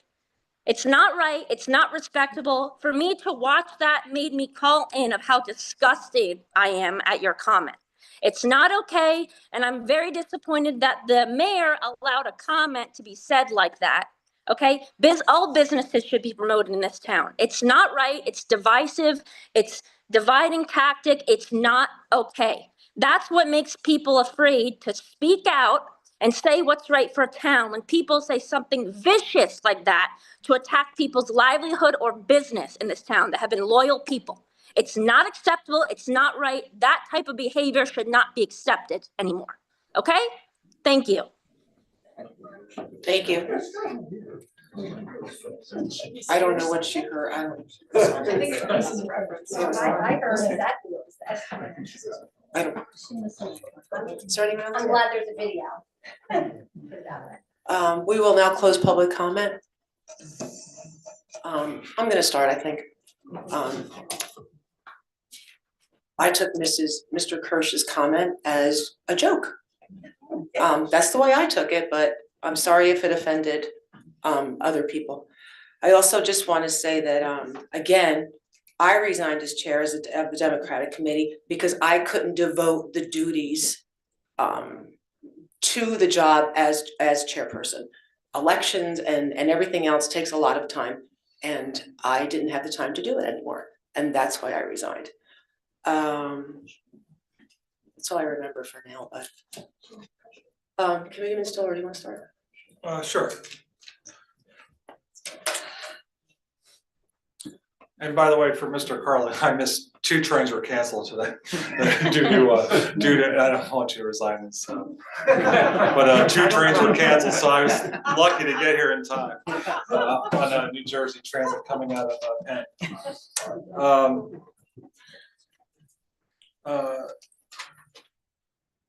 You know,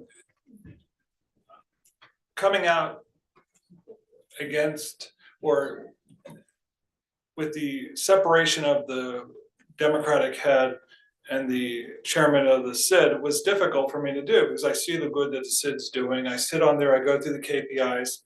But also too, I do truly think it is a conflict of interest, Mr. Kirsch, and the rest of the folks in here. And what Mr. Kong said, not only was it a few restaurants, we actually had some events that were canceled, if you guys remember, and we were told quietly that it was due to the political affiliation. So from my perspective is, when I got set on this TC, I left the R behind, I left the D behind. I'm doing what's best for the residents as a whole, all the constituents, not 80%, not 50%, not 20%, 100%. And to do that effectively, I have to give my open, honest opinion on everything based on 30 years of business experience, my children, my life in this town, sending 3 kids through the high school, having a 4th now in middle school. It's a broad base of experiences and running for township committee. To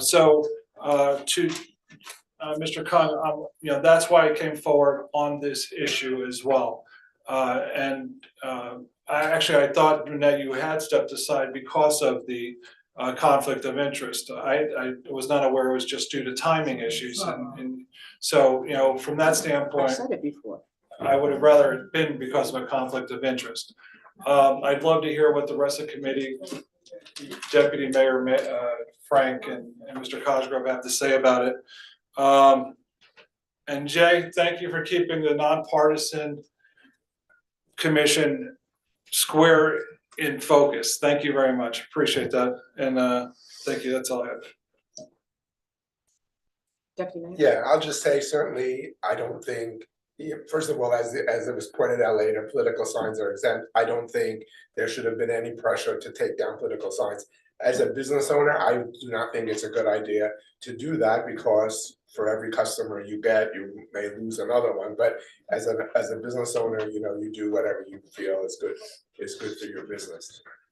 We don't choose the people on the SID, who's the chair of the SID board. I think you have a vote there as a member there, and I assume you'll vote That's against why that. in my report I was saying it. So, you know, I don't know that there's anything we can do to say we think it's, and if we think it's a conflict of interest, it doesn't mean that it carries the day. The SID is an independent board, and they will choose who they want to be a chair. Well, do you think it's a conflict of interest? Excuse me. Do I think it's a conflict of interest? It depends on what the actions that are taken. I don't know. I don't, you know, it's not like if it becomes a case that, you know, more events are held or, you know, decorations are done in front of Democratic businesses, of course it's a conflict of interest. I don't see that happening. And that's the appearance of the probably at time. Thank you. Committeeman Succomandy? Oh boy, it's been a lot of political rhetoric tonight, and I guess it is the season for that. So let's dive into it here. You know, I think Mr. Cohen brought up something that's very interesting. You know, he said the SID board is elected. You know, they elect their own chair. Well, I think what's important to realize is the township committee put the SID in place. The township committee controls what the structure of the SID is. So if the township committee desired and wanted to put in rules, you know, regarding who can and can't be chair, if they also hold other positions, I suppose we potentially could do that. But that aside, you know, I want to be careful about saying that heads of political parties shouldn't be involved in committees, because I think some committees, it's perfectly fine. If the committees are advisory committees, if the committees don't control a budget, then, you know, that's fine. However, when you have a head of a political party, a local political party, on a committee that's not advisory in capacity and actually has a budget and can spend money in town supporting businesses, not supporting others, I think it does absolutely raise a potential appearance of impropriety. And, you know, me personally, if I were in that position, if I were in Jackie's position, I wouldn't want anything to do with being chair of that board, because the appearance of impropriety is, I think, pretty significant there. And, you know, it really makes people wonder, you know, what your motivations are. That, coupled with the fact that the story that Dr. Cum told is 100% true. It's something that Ben and I had to deal with. And, you know, I think because we've had incidents like that, it just makes the public all the more concerned that, you know, yeah, maybe there is a conflict of interest here. So my recommendation would be for, you know, Jackie, if she wants to be the chair of the SID, then perhaps she should step down as chair of the Democratic Committee. Or, you know, if she wants to stay as chair of the Democratic Committee, then perhaps she should step down from the SID. But, you know, there's just too much partisanship in town as it is, and having something like this happen, I think just makes that worse. So I appreciate all of you that spoke up against that, and I certainly hope that some of you will go to the SID New York meeting and express your concerns there. And yeah, I would say to the rest of the committee members, you know, I think some things have been brought up. Maybe we should re-examine the structure of the SID and see if there are things that we need to revise and modify. Let's see. So with regards to the affordable housing number, so Mr. Osserman, you asked, you know, why cave to this extortion? What I want to make abundantly clear is the vote that we're going to take tonight to accept the number is being done under protest. If we don't pick a number and go through the process, then we'll be subject to builders' remedy lawsuits. And from what we've been advised by counsel, those builders' remedy lawsuits could be significantly worse for the town than going through this process.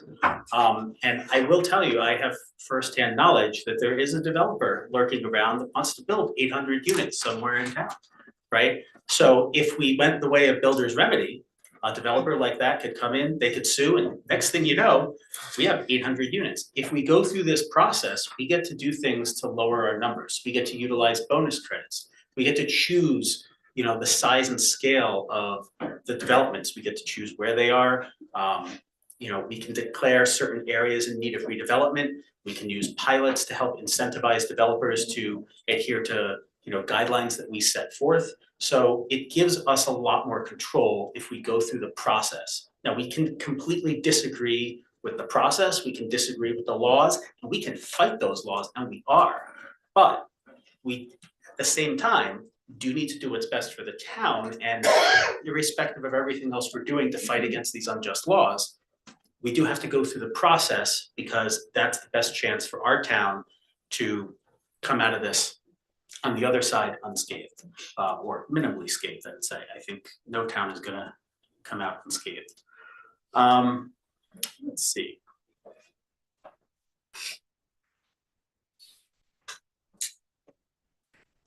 Mr. Kuntz, so there's something that you brought up that I think I have heard before, and I think there's a misunderstanding, and I want to clear it up. So the 8 acres of developable land is based on a bunch of factors that were outlined in the law, and there's formulas. Those 8 acres aren't where we have to build the 500 you know, and 22 units. In fact, we don't actually have to build the 522 units. Once we get our vacant land adjustment and calculate the RDP, we'll have a smaller number that actually has to be built. What we then have to do is zone for or provide the opportunity for the construction of up to 522 affordable housing units. So we have a variety of tools at our disposal that we can use to do that. And this is something that the Affordable Housing Advisory Committee is going to be having public sessions on. I imagine the TC at some point will have a public session on this as well.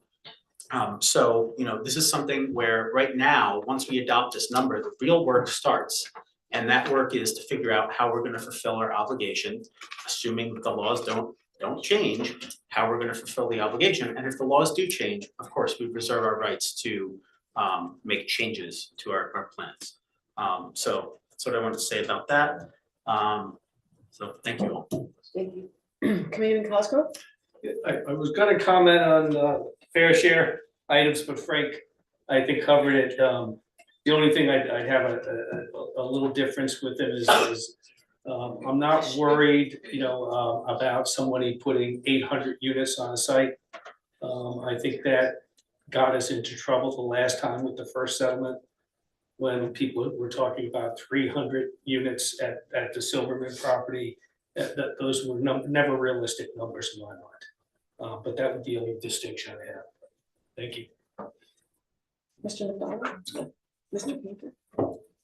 I don't think I have anything. I think Committeeman Saccomanni did an excellent job of addressing the fair share housing questions. I'm certainly can amplify or add some specificities, but I think he hit it. The moniker of under protest, I kind of like that. It kind of sets that, I know it's embedded in the agreement, to slap that on the front somewhere, I mean. So, I mean, the title of the resolution has no bearing on the resolution itself, but if this committee wanted to change the name, they certainly can move to amend the title of the resolution before we vote on it. I wouldn't, legally, I would say it would not affect the resolution either better or worse, but if this committee would like to take that suggestion from Mr. Feld, it certainly has, I wouldn't say legally there's any issue with that. So the time to do that would be right before we vote on it? Yeah. There was one question. Oh, go ahead. There was just one, Graham Pedo, Township Planner, there was just one question from Mr. Van Bear regarding the parkland question and the conflict with the open space and recreation plan element, which we did. So first, I do just want to clarify, which I did note in my comments, but just to reiterate, the DCA in their calculation of the map of the developable lands did screen for and remove anything that was already encumbered as an open space property, parkland, or recreation area. So those properties have been removed. Regarding the conflict with the open space and recreation plan, that's why it's very, very important for us to get to phase 2 so that we can distill this whole thing down into a planning process that's informed locally by our plans. Yes, the DCA has identified areas that we have identified as open space and recreation opportunities as developable. But as we move into the housing element fair share plan, that's where our plans are going to inform one another. And we're going to say, no, this property is reserved for recreation opportunities, so we're not going to make this available for housing opportunities. That's going to have to go somewhere else. So that's where I just wanted to connect that, because I know we've heard comments that feels disjointed, but we're going to distill this down together and make this a real true planning process. And that's where this 4th round is significantly improved than the 3rd round process. So yes. Thank you. Thank you. One quick thing that just can't go unmentioned. You know, Dominique, Ms. Urso, I took what Mr. Kirsch said to be a joke. It was clearly sarcastic. Now I understand if you're watching this on video, that may not have come through, but I just wanted to, you know, in defense of Mr. Kirsch, I personally took that as a joke. I don't think he actually was asking for restaurants to label themselves, you know, Democrat or Republican. I mean, that's just preposterous. So I just wanted to put that out there, and during second public comment, you know, Mr. Kirsch can comment on that, but I just didn't want to let that go as it was, because I feel that was misunderstood. Thank you. And I'd like to second that as well. I've spent a lot of time, Mr. Kirsch, he's a neighbor. I don't think there was any malice in that statement. It was somewhat of a humorous statement.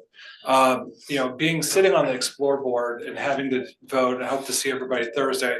I think the question was asked, I didn't hear from you, Dave, what your thoughts were, because I have to think all these through when I go into this meeting. Do you have a stance at all on whether it's an appearance of impropriety at all, or? Ben, I don't look at this as a conversation. Yeah, it's really not. I was to answer these guys. You know, I think you make a valid point. Okay, that's all I want to hear. Thank you. The Township Committee will now consider consent agenda resolutions.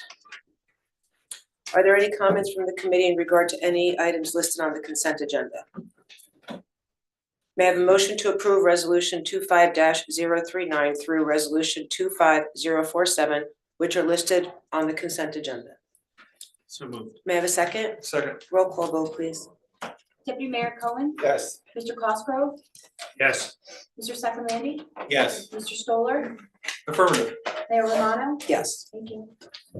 So resolution 25-048, we want to. Yeah, so I'm gonna suggest what the motion should be, and then I'm also gonna ask if it passes that we need to attach this resolution to our declaratory judgment action that we're gonna be filing hopefully tomorrow, so we'll try to turn around a new resolution and get it signed, so we just need to accommodate that procedurally. So I think if the committee agrees, I think the motion should be to amend the title of the resolution to add the words quote, including quotes, quote, under protest, close quote, between the word resolution and committee in the title. So we say resolution under protest committing to the Department of, that would be the, so I guess if there's a motion for that amendment. I'll make that motion to make that amendment as stated by just council. explained, yes. And I would second that. Roll call. Right? On the. On the motion to amend, To amend. to amend the title. Deputy Mayor Cohen, Yes. Mr. Cosgrove, Yes. Mr. Second Yes. Mr. Stoller, Affirmative. Mayor Romano. Yes. And I need a motion to approve the resolution as amended. Okay, so may I have a motion to approve resolution 25-048 as amended? Motion to move as amended. May I have a second? Second. Roll call vote, please. Deputy Mayor Cohen, Yes.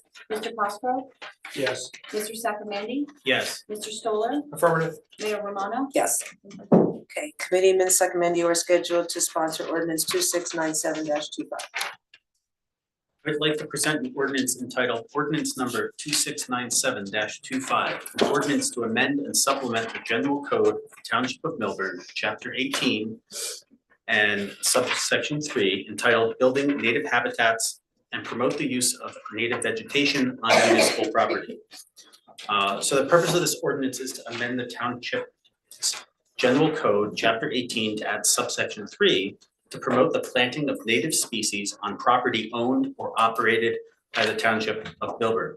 That's the key here. Property owned and operated by the Township of Milburn does not apply to any personally owned property.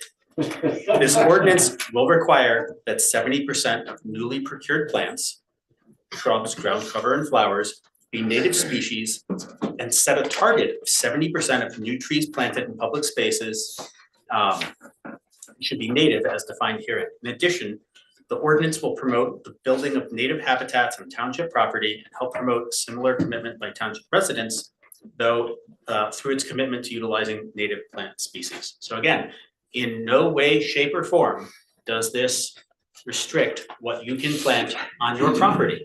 As long as it complies with all other town ordinances, you can do what you want. This is simply there to encourage the township and require the township wherever possible. And there's all sorts of exceptions for corner cases where they're needed, but it really helps the town, set the bar, and the hope is that residents will follow along. So with that brief explanation, I move that this ordinance be taken up and passed on first reading, and that the township clerk be authorized to have the ordinance published in accordance with law in the item and for hearing and final passage on Tuesday, February 18th, 2025. May I have a second? Second. Roll call vote, please. I just want to point out there's still a typo in there, so that needs to be fixed. So the growing on public property rather than frown. Okay, and I'll vote. No, you can vote.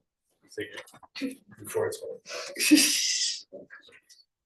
Deputy Mayor Cohen, Yes. Mr. Cosgrove, Yes. Mr. Second Yes. Mr. Stoller, Affirmative. Mayor Romano. Yes. Thank you. Okay, so old business, we had the open space fund and committee ordinance, which are still draft, it's still. That's okay. Yes, I did draft an ordinance for the township committee's consideration, discussion, comments, editing, whatever it may be here. It is a combination of both the Verona ordinance as well as the Madison ordinance, as it relates to establishing the fund itself as well as the committee that administers the fund. So I'm happy to take any guidance, questions, edits. So I think like we've done with our more recent committees that we formed, my recommendation would be to have the resident members of the committee come from all 5 of the, or however many elementary school districts, it's 5, right? And then I also think that the appointments should be by majority vote of the township committee. Of the residents. Yeah, for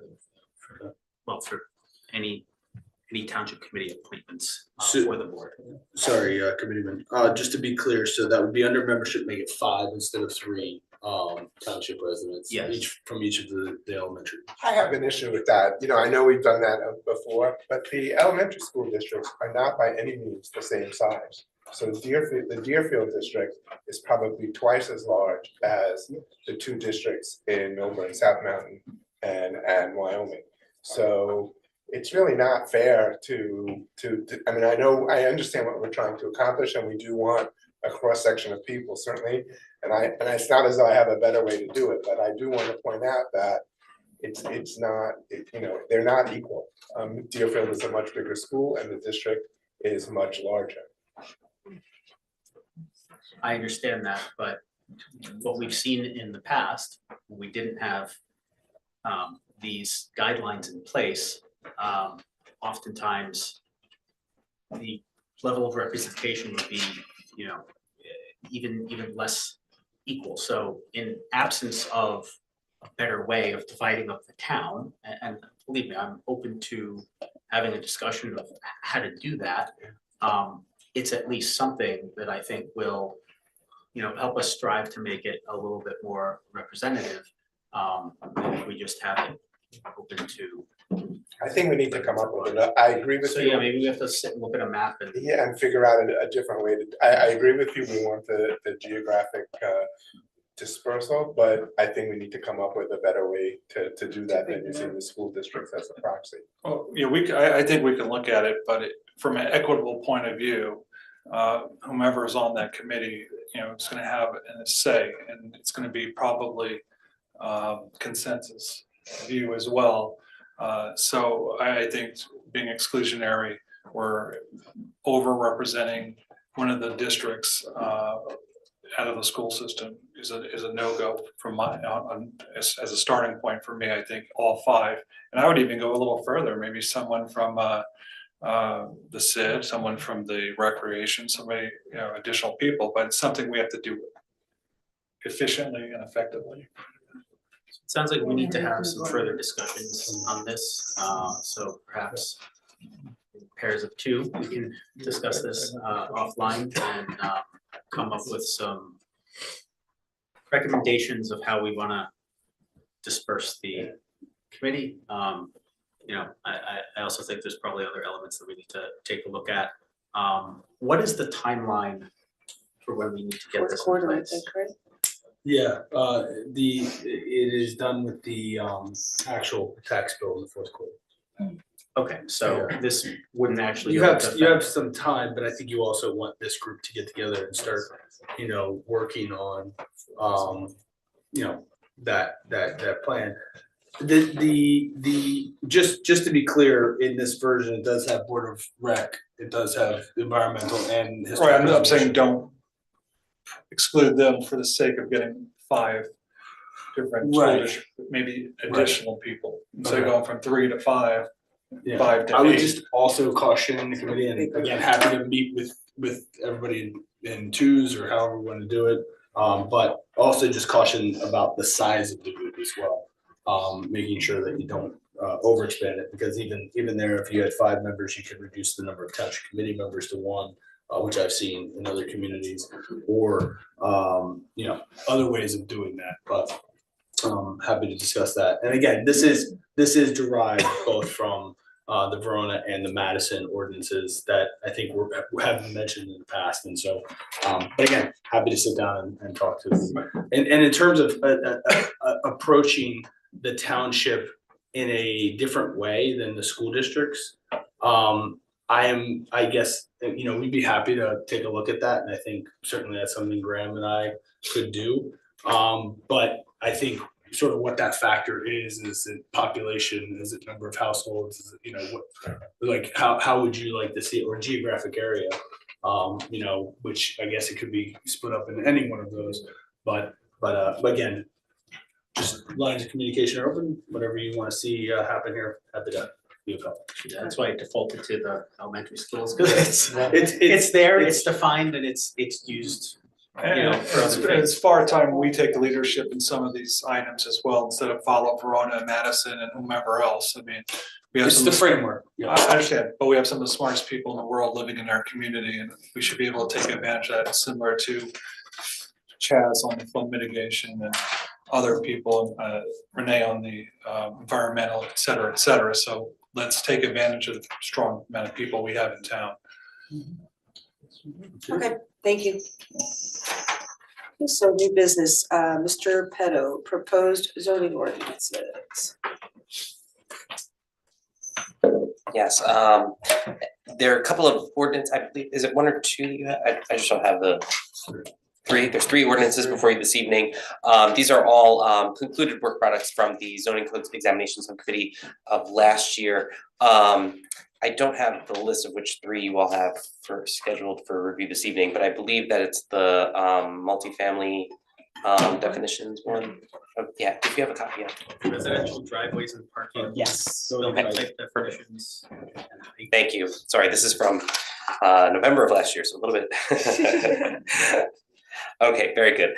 Yeah, so in summary, we have three proposed ordinances before you this evening for your consideration. So in summary, the first, the residential driveways and parking, 1 and 2 family residential properties are exempt from site plan requirements stipulated under DRZ Article 5.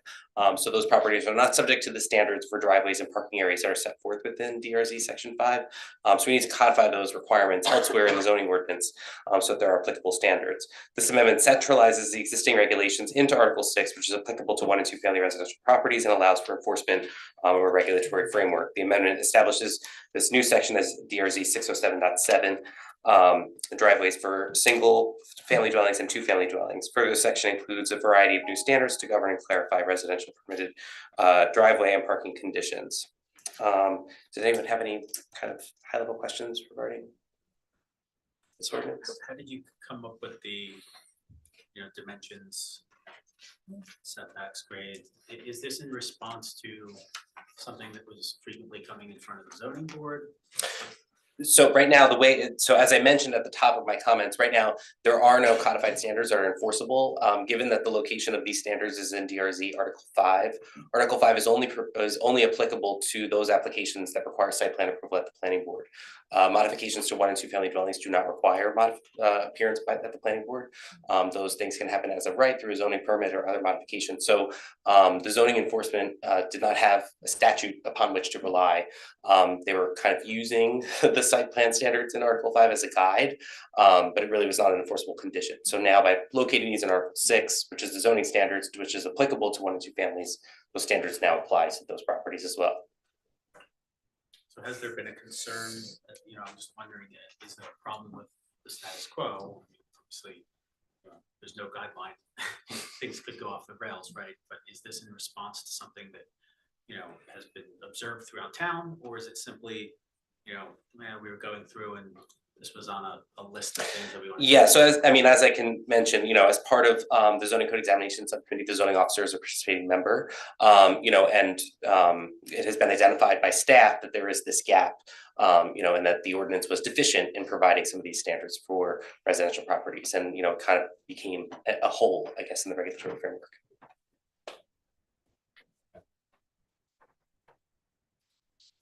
Any other questions regarding that first one? No? Okay. The second one is related to building type definitions. So there are several factors that created the need for this township to have clearer definitions for permitted residential uses and building typologies. As part of the overlay zones that were prepared, as part of the as the outcome of the settlement agreement, there was a new definition that was created called just blanket multifamily housing development. However, that did not stipulate as far as clarity and configuration of how those units should be constructed or configured. So what we've done is we've added a series of definitions to the ordinance to kind of address the typology or the look and feel of these residential dwelling configurations. So within the ordinance, we have revised the definition for apartment, for dwelling attached, for multifamily housing development, and for dwelling two family. We have now added a definition for that. We did not previously have a definition for dwelling two family. I sent you a couple of questions. Yes. Perhaps you did, I don't know if you saw I did it. see the questions, yes. But you didn't If you want to state the respond. question so I can. Yeah, sure. So in that one particularly, I guess my concern was, we had that development come before the planning board, which was for, it qualified as a multifamily development, but to the average person, it looked like 4 single-family houses, which are not allowed in that district, and they were connected by carports. So reading that, reading the new definition, it didn't sound to me like this new zoning ordinance would have prevented that, and that was something that was very important to us because it allows for having multiple units connected by roofs, and that's what they were claiming that was. So I would have expected to see something to say that, to be really more specific, to say that multifamily developments contain units that share common walls. Yeah, so to your point, what we've done is in the revised definition for multifamily housing development, I can read the entire thing. The most important is the last sentence that we've revised. So it says, a building containing one or more dwelling units occupied or intended to be occupied by persons living independently of each other, or a group of such buildings where a multifamily housing development only includes residential uses, at least 3 units shall be within any building. Where multifamily housing developments are incorporated into a building with another use or uses, less than 3 shall be permitted. This is for mixed use configurations, such as in the downtown where you have a commercial space and then 2 units above or 1 unit above, less than 3. And then it says, except where expressly stated, dwelling units in a multifamily housing development shall meet the definition of an apartment. And that's where the apartment definition is leveraged to define the configuration. And the apartment definition now says a dwelling unit in a building containing 3 or more such units attached via 1 or more common roofs, walls, or floors. Dwelling unit shall be provided access from a common corridor, a common lobby with the stair or elevator access shall be provided. That would not have prevented it because it says or roofs and they had a common roof. Right. And they had a common access point. Corridor, yeah. Well, depends what you define as a corridor, right? So They were claiming that parking, the thing, the land in front of them, that was like a parking. I think it's the last sentence that we added that does it. It says a common lobby with stair and or elevator access shall be provided for multi-story buildings. In that configuration, those were 2-story buildings, which would have had to provide a common lobby or elevator corridor. I guess I'm nervous, we, as I've said before, we play whack-a-mole with these zoning ordinances, and we think we've covered it, and then somebody outsmarts us, and I would just like it to be more direct than that, where, it's here, and then you have to refer to here, whatever. I mean, that's why I think if there's a way we can simplify it to be what we all think of as apartments in an apartment building, and clearly not what was going into that development on Main Street. Strike roofs. Sure, if it's Strike roofs, yeah, I mean, I was surprised to see roofs in there. If other committee members agree, we're happy to take this one back and do some further revisions if that. Yeah, I think you understand what we're. No, I'm acutely familiar with that. Yeah, the loophole we're trying to close, so I think we, why don't we go back, take another stab at the language, let's make sure it's, gonna actually do all the things that we wanted to do. Absolutely, it's fine. And just a question, so if we have a commercial space and one apartment on top of it, is that considered multifamily or is that considered commercial? We've added that the upstairs the upstairs use would be considered a multifamily configuration with less than 3 units and a commercial space below.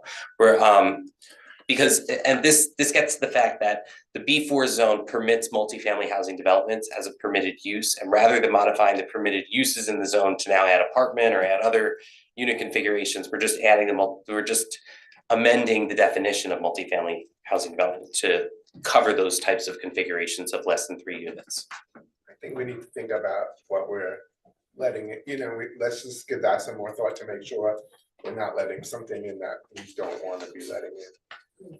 Okay. Yeah, I mean, because one of the compounding issues is that we just have to be careful amending these permitted uses because it is part of the settlement agreement. So we just need to make sure that we're not bumping up into other things. So we can certainly, as part of this revisit, we'll take a look at all those factors. Happy to. Okay, and then the last definitional change, last ordinance change that we have before you this evening is a couple of definitions adjustments. First regarding building height, and this is just a kind of a technical modification to allow for properties or portions thereof located within a flood hazard area as defined. The vertical distance when you measure the height of a building shall be from the design flood elevation, which is the point at which, should floodwaters occur, it's that floating line above, then up. This allows, this ordinance change will allow for homeowners to elevate their properties out of a floodway in an as of right condition rather than seeking a variance or having to get approvals to elevate the property above the floodway. And then the other changes proposed in here just further clarify the floor area ratio definition computation, both for residential and non-residential spaces, and then also clarify the half-story definition, which we've added when we modified the permitted height of residential structures to 2.5. Are there perceived loopholes that people could come up with for that height? 3 or 4 off the top of my head in terms of being able to take advantage of having that as right versus. Didn't we talk about? I'm sorry. Didn't we talk about making sure that it was associated with an application, like a grant application in some way? You're talking about the home elevation. Yes, correct. Yeah, so this would only be applicable, the height distinguished would only be for properties that are located within a 100-year floodplain. Okay, so that's the only condition to which, and it's the design flood elevation is unique for each property depending on their elevation certificate, as far as where those floodwaters would occur, measuring up the design level and then the height of the building. So it varies by property's proximity to the floodway, if that makes sense. So this would allow homes in that 100 area floodplain to be higher than normally otherwise be allowed. That's correct. But are we endorsing their, like you see at like on Long Beach Island and all those houses that are on stilts? I don't, where you can like drive a car underneath and park underneath your house. I mean, I don't know that that's exactly that's what we're looking for. So what I can say is that in riverine flooding circumstances, that is certainly not the height level. In this case, as I mentioned, it's going to be unique per property, and there is a design flood elevation that now DEP is stipulating that, in order for property owners to build or get approvals to build, they must elevate the home above for resiliency so that there's not repeated inundation for the homeowners to obtain flood insurance. But what's on the bottom floor when they raise their house? Is it stilts or is it something solid? Usually something solid. Typically in riverine conditions, it's masonry block, kind of like so it's not elevation of the foundation. Because I don't think that's what that's they're correct. looking to allow. Typically, with the velocity of the water, they don't permit kind of pilings or piers of that kind. Also, you have 2 homes that are currently Three. But we anticipate that 2 will take will go forward with the elevation process. And I don't believe either of them would even one in particular will not need relief on height. So because it's a ranch currently. So but in those examples of elevations, they usually try to make the bottom look like a foundation. Maybe even we'll have some windows, things like that. So does that become additional usable square footage in the house? Quite the opposite. Is that you're not allowed to use it because they're trying to get everything out of harm's way. That's right. So then why would you put windows there? To make it more. But in the For flood, aesthetic the appearance. windows, I would think in the flood, Well, the windows are- would break. Windows and Yeah, openings are but actually That's okay. Like, Yeah. the idea of that space is for water to. for water to flow through it. But I'm pretty sure that 100-year storm's gonna hit, they're gonna use that space for a rec room or something. That's what It's they're- like 100% they're going to. You know, Charlie and I have talked about this before, Mr. Bambera, is that, you know, where South Mountain is, used to be a lake. And understanding that if your home is at the bottom of a lake and you have to build up, what do you anticipate the highest possible vertical structure we would see in South Mountain? So as I mentioned, each river course within the state of New Jersey has an elevation flood profile Right. associated with it. So Yeah, that right. elevation varies at, at every point along the course of the river as the elevation slopes, the flood water line slopes. So, it's unique to each site. So I can't give you that kind of guesstimate at this point. What I can tell you is that from that design flood elevation up would be the maximum permitted height of a structure within the township. But, and I also want to in furtherance to Mr. McDonald's comments, these grant fund programs are very, very limited in their ability to fund home elevations, in that they essentially just fund the elevation of the structure. Expansions of the footprint are not permitted. Additional square footage is not permitted as part of the grant program. There is a small provision for expansions only to allow for relocation of mechanical equipment out of that basement flooding repeated inundation space up to the level above the flood level, so that the homeowner doesn't have to continually replace their furnace, HVAC equipment, all those things. So I think the utility of this section is going to be very, very narrow. And really just for this inundation situation. So the inside that this is blocking off, is that accessible to the homeowner or not really? Essentially, so I work in another community and we do a lot of these. We're actually processing 14 of these exact home elevations right now. These spaces are not conditioned spaces. They are designed to have flood vents and openings and windows to allow for water to flow through. If those structures are fortified and don't allow water penetration, then essentially pressure builds up and you can collapse the structure. So they are designed to get flooded. And there are explicit code requirements within the UCC standards that say you cannot finish those spaces, you can't have electrical down on that level. There are a number of limitations beyond just zoning regulations and that live in the construction code to prevent finishing or utility of those spaces. Homeowners do typically have boxes or storage, stuff, but they can't be furnished as, habitable space. It would be a code violation. If there's something you want to save, if it's boxes, that's not where you put the That's a family question. photos. Thank you. Of course, thank you.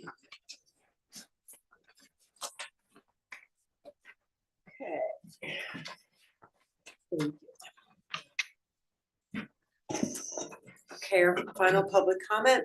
This public comment period is to allow for final comments from the community. When invited to speak to offer your comments, please come to the lectern, clearly state your name and whether you are a Milburn resident and or property or business owner. Please do not provide your full address, seeing our meetings are recorded and readily available to the public. I remind you that in order to help facilitate an orderly meeting and to permit all to be heard, speakers shall limit their comments to 1 3-minute session. Thank you, Mayor Romano. Perry Urso.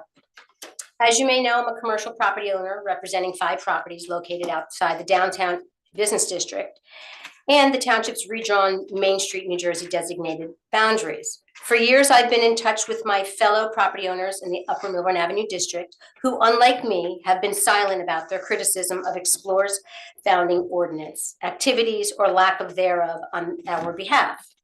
And due to their fear of retaliation, as they've watched this play out with me and our businesses, coincidentally tonight, my members of the TC, Township employees and consultants, I am here to make a public comment on their collective behalf, but let their public silence not be an admission that they agree with the special theft by ordinance assessment on property owners. Together, we stand by the clear efforts of the TC to continue the taxation without representation of property owners and strongly do not support our tax dollars subsidizing one district, businesses, organizations, and grifters not subject to the SID tax. Sadly, since the enactment of the superseding expanded 5 appointed district SID ordinance on August 11th, 2020, approved without significant public input during the height of COVID, I have been vocal in our opposition, which resulted in defamation and retaliation. And yes, lawfare does exist, and this is something no constituent and property owner who owns residential, commercial, or mixed-use property should ever have to endure. Would you agree? To protect our rights as a taxpayer, we were compelled to file a lawsuit. This township, under our prior and current management, mayors Lieberberg, Prupus, Miggins, and Romano, never received a written legal opinion or memorandum from council as the validity of the expanded 5-district SID. Why? I am disappointed by the lack of communication and the failures of former TC members who willingly allowed my family and I to be targeted, disparaged, and humiliated. However, please know that my future silence is in no way shall be deemed or interpreted as my affirmative consent to a special SID assessment on properties located outside the boundaries of the downtown business district and the township's redrawn Main Street, New Jersey boundaries. I choose to no longer be ignored and left with unanswered questions and emails left unaddressed. I will not surrender to your partisan narrative, and as a grown adults, we should all agree to disagree. Lastly, in my opinion, Bear property attorney, litigation, and exhibits should not be taken lightly. I look forward to seeing you all at the Bear property trial because the township has not only rejected our settlement offer of May 7th of 2024, but rather denied our request for other case management conference and or a case settlement conference. Remember, these are your decisions, and this body has chosen to continue to litigate and not mediate. You own this, and you owe the $205,000 expenditures on the litigation. Thank you. Good evening, Jeffrey Fell, I live in the poet section. Some first things, I hope you will post the link for the hearing on Thursday. I think the public needs to know that. As to the Faulkner Act, there's one other very important right. That's about direct democracy. Unless you're a Faulkner Act municipality, citizens do not have the right of initiative and referendum. By becoming a Faulkner Act, we get that right.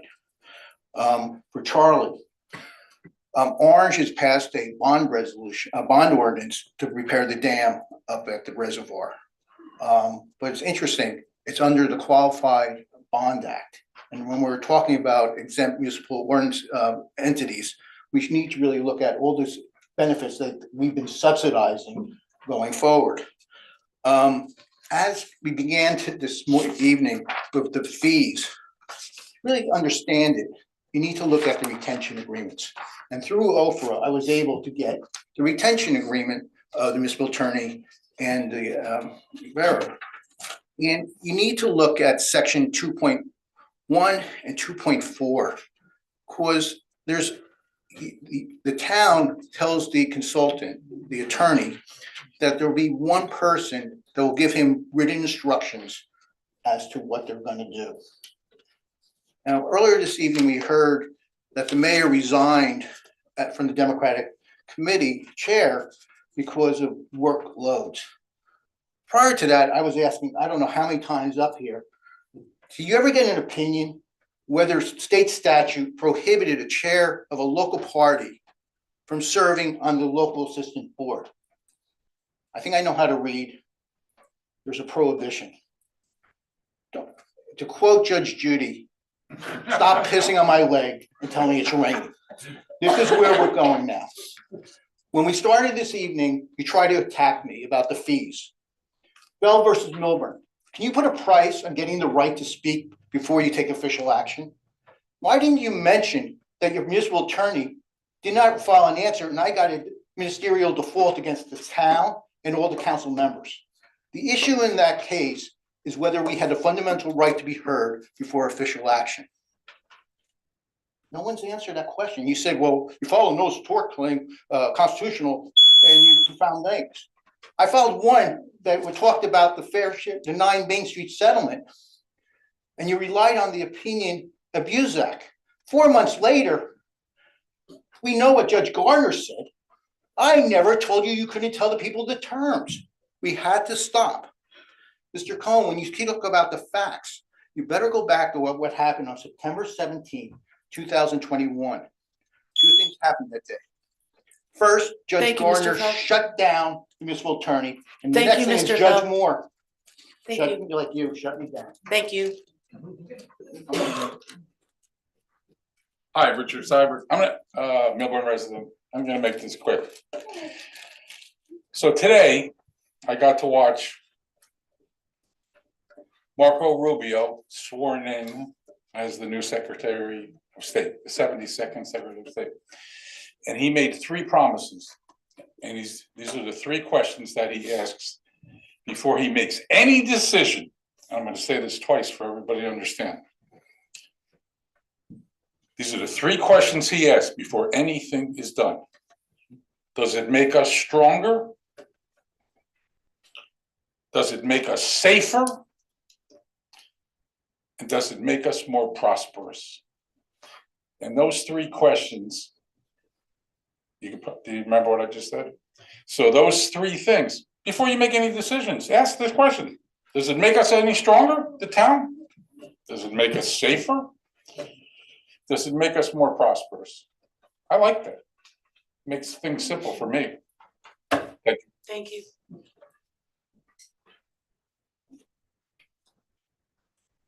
Bill Kirsch, Melbourne resident. I'd like to thank the Township Committee members who commented on my comments and for inviting me back to say something about them.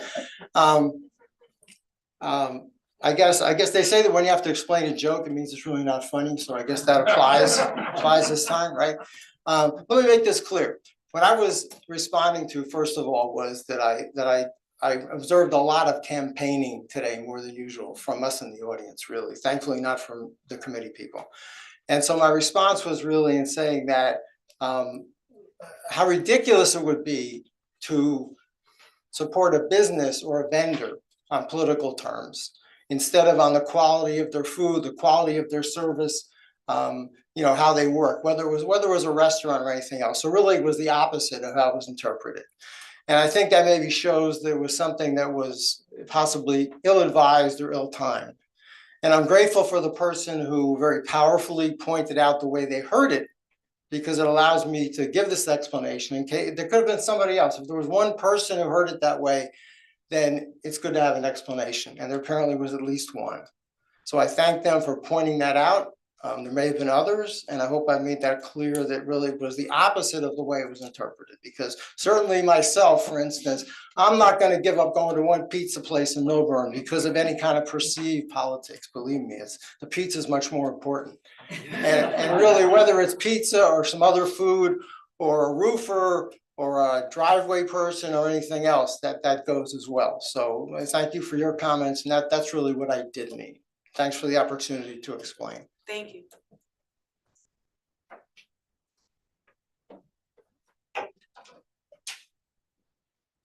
Hi, I'm Carol Kirsch's wife, and I understood his sense of humor, so, but I did want to say that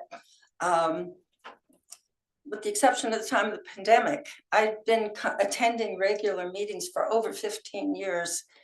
And like this committee, I've seen committees come and go, and I've never felt there was a political problem. You work together. That's what. On the other hand, I have always, and I have spoken occasionally about how I am in favor of nonpartisan government. Not because of how I've seen it done, but because it doesn't make sense to me for it to be that way. On a local level, why should it be that way? And I've attended Verona. In fact, I've attended a number of their meetings, and they have nonpartisan. Works beautifully, and frankly, their microphones work better.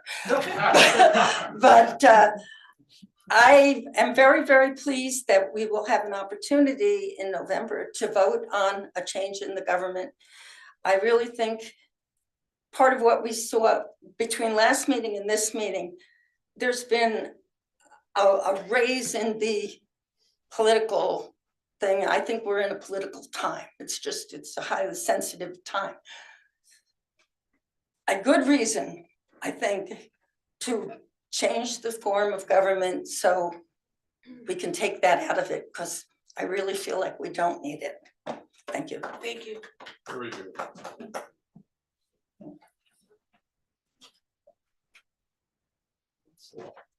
Jay Morielli, resident, and Mr. Kirsch, I took your comments as a joke as well, so. Back to the Charter Study Commission. As I said, the two most consequential factors in selecting a form of government are the type of mayor and whether or not you have partisan or nonpartisan elections. Other decisions like the size of the council, the length of the terms, ward-based council representation are all relatively less important than those two larger factors. Nonpartisan elections are in a couple of the Faulkner Act forms of government, council manager and mayor council. All the traditional forms of government like town or borough or city or village or us, a township, they only permit partisan elections. And as best I can tell, there are only two things that change in nonpartisan elections. First, the primaries go away. There is no local election primary. The second is the position of the candidates on the ballot. It changes from the front of the ballot, where candidates are grouped by party, to the rear of the ballot without party designation, though a slogan is permitted. So if you think about a board of education elections, you flip the ballot over, that's where the candidates are listed. So while some have asked if this means the political parties will be removed from the process, this is not required. With that said, it would be great to hear from the local political parties on what their intentions would be should nonpartisan elections be enacted. Will they continue to select candidates and fund candidates? Will they continue to accept contributions from donors outside of the constituency? Perhaps they'll share with all of us as part of this process what they intend to do should nonpartisan elections come to be.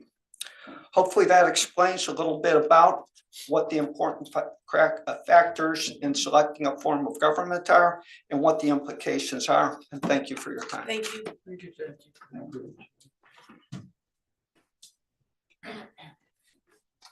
Hi, Jean Pasternak. I just want to address Jay right away. I think you were at the meeting where, as I stated as chair of the Republican Party, that we are in full support of the nonpartisan form of government and the fact that the referendum is taking place in November. I haven't heard the same from Ms. Lieberberg, who is my counterpart as chair of the Democratic Committee. So maybe best to address that to her.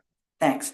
The other thing I want to say is I think those of us that were involved in campaigning saw a clear distinction with the businesses being targeted.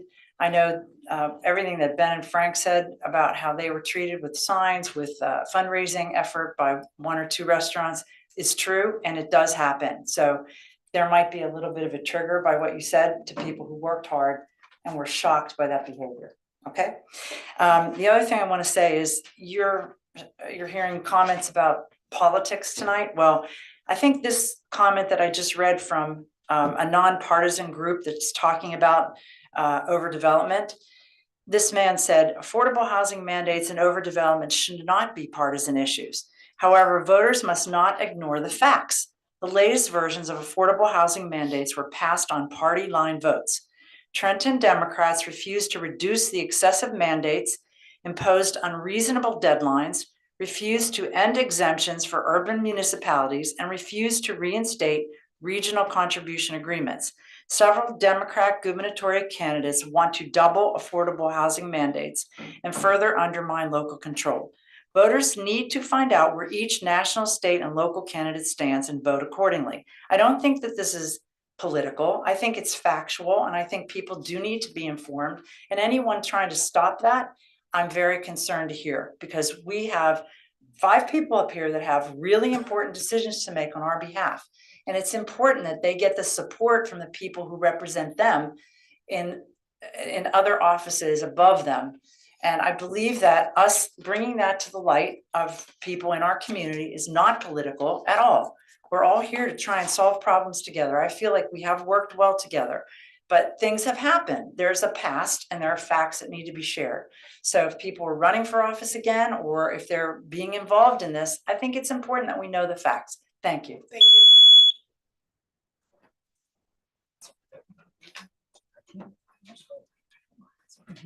I'm so glad you're renovating this building. It's freezing, those windows.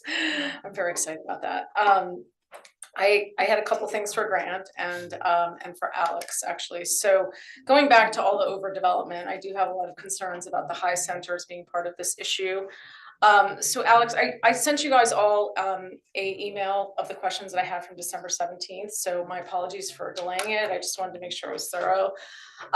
Alex, I think in the last meeting on December 17th. Excuse me. Sorry, on the last meeting on December 17th, you said that no fines had been levied against the High Center for violating the settlement agreement. And you know, I do think there might have been fines levied to them for another reason. I've researched a November 8th TAP article where the township agreed to reduce their fines by $500,000 to $1,000 in return for the High Center to agree to file a variance application since the combined properties on Jefferson did not meet current zoning laws. So I don't know if that's true or not. Maybe somebody made a mistake, but maybe you can educate me on that. You also said that the High Center could not have high holy days per the settlement agreement for which they received $750,000.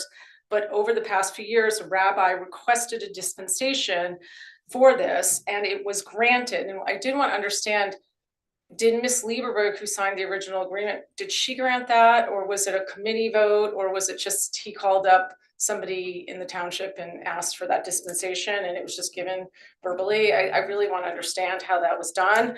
And I also want to talk, because Grant brought up all these issues, you know, and we were talking about builder remedy. And so in order for somebody to build, there's a lot of acquired LLCs, and there has been offers to 2 properties, I know, in fact, around the 165 Old Short Hills and 1 Jefferson. A lot of those properties could be demolished because, as you said, you have the right to demolish those properties, and then they could be basically in need of improvement, and that entire acquired area could be used for high density housing if it was approved. So that might be something to go to Grant because you brought that up. And then, so that was just some questions for Alex. And then for Grant, I had a suggestion. When you were talking about the homes in the flood zone, great idea. And I just wanted to throw in, is there any way we can have some type of design standards for flat roof restrictions for those houses, and also in general in residential areas? Because normally if you allow like a gabled roof to be at 30 or 32 feet, it's a very different visual, you know, implication versus a flat roof to be at 30, 32 feet. And then, you know, you're seeing applications like the High Center be building 5 to 6 foot high, huge amount of, you know, square footage for equipment. And so that's something I'm concerned about, because in the flood zones, they might want to try to put the equipment on the roof, on a flat roof building that's already elevated, et cetera. Thank you. That's it. Thank you.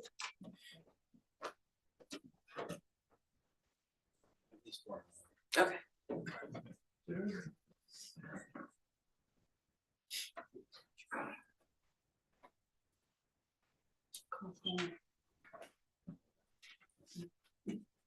Good evening. Good evening, Sarah Sherman. First, I'd like to tell Phil Kirsch that I appreciate his sense of humor. I've known him and sat behind him at meetings for many years. We got it at home. I too was beginning to wonder about the political comments tonight, and I think it'll be a very long election season if we're already talking about who's running for governor or for the assembly. That said, more importantly, I want to refer everyone to one of the Flood Mitigation Advisory Committee's first meetings after we were formed. We met with Cranford residents whose homes had been elevated. So we learned a great deal about home elevation, how it works, what the houses look like. We had an opportunity to see that. And as a result, the 3 homeowners in South Mountain made the decision that they wanted to be considered for home elevation. So I believe a recording of this meeting is still on the township website for anyone who is interested. And Deputy Mayor Cohen, happy to talk to you about home elevation at any time. Thank you. Thank you. Good. Okay, I will now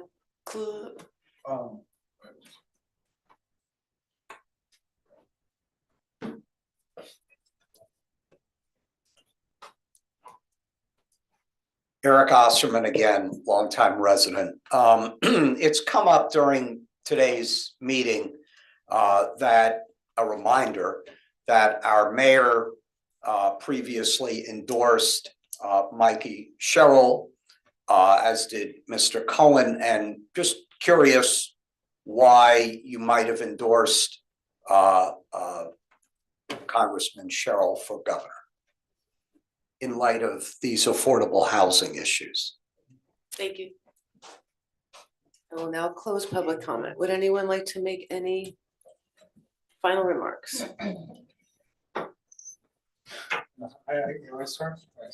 I would add to Eric Osterman also with the withholding of weapons to Israel, but I don't want to go down that path right now for Mikey Sherrill, which has been somewhat problematic in my world.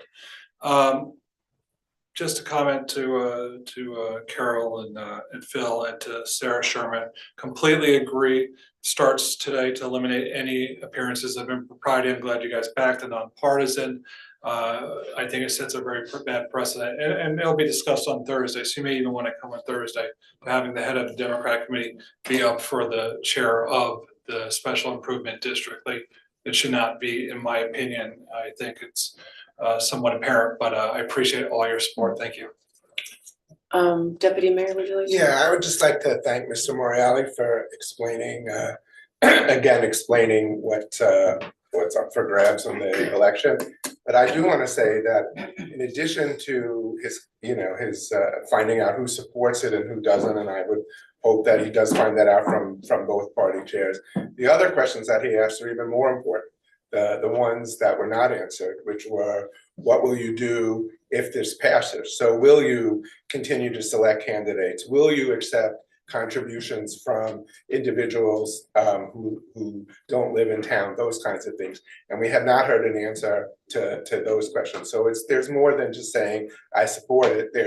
If it passes, there's a whole bunch of things that need to be answered as well. And I do support Mikey Sherrill. She's been a good friend to the town in terms of and having her in the governor's office would be good for the town, as she's very familiar with us and has already helped us receive grant money for flooding. Her proposal of using vacant office buildings there is a housing shortage in the state, whether we like it or not. We don't necessarily need to rectify it here in Milburn, but there is a housing shortage. And her suggestion for using vacant and abandoned office buildings rather than building new development, I think to eliminate those eyesores is a good thing wherever those vacant office buildings exist. I think that's a good proposal. I also think, though, I do agree with Mr. Osterman that the amount of market rate housing is way overblown, and I just don't see the demand for that. And I think something like that has to be addressed, because as we know, there are vacancies all over with more to come. Thank you. Committeeman Second. I agree. I think it's going to be a very long campaign season if this is how we're starting it off. Which is why, I'm really excited about the Charter Committee referendum. Because it's the crucial first step towards hopefully moving to a nonpartisan form of government. That way, those of us up here don't need to sit here and listen to the partisanship back and forth or feel compelled to endorse, candidates.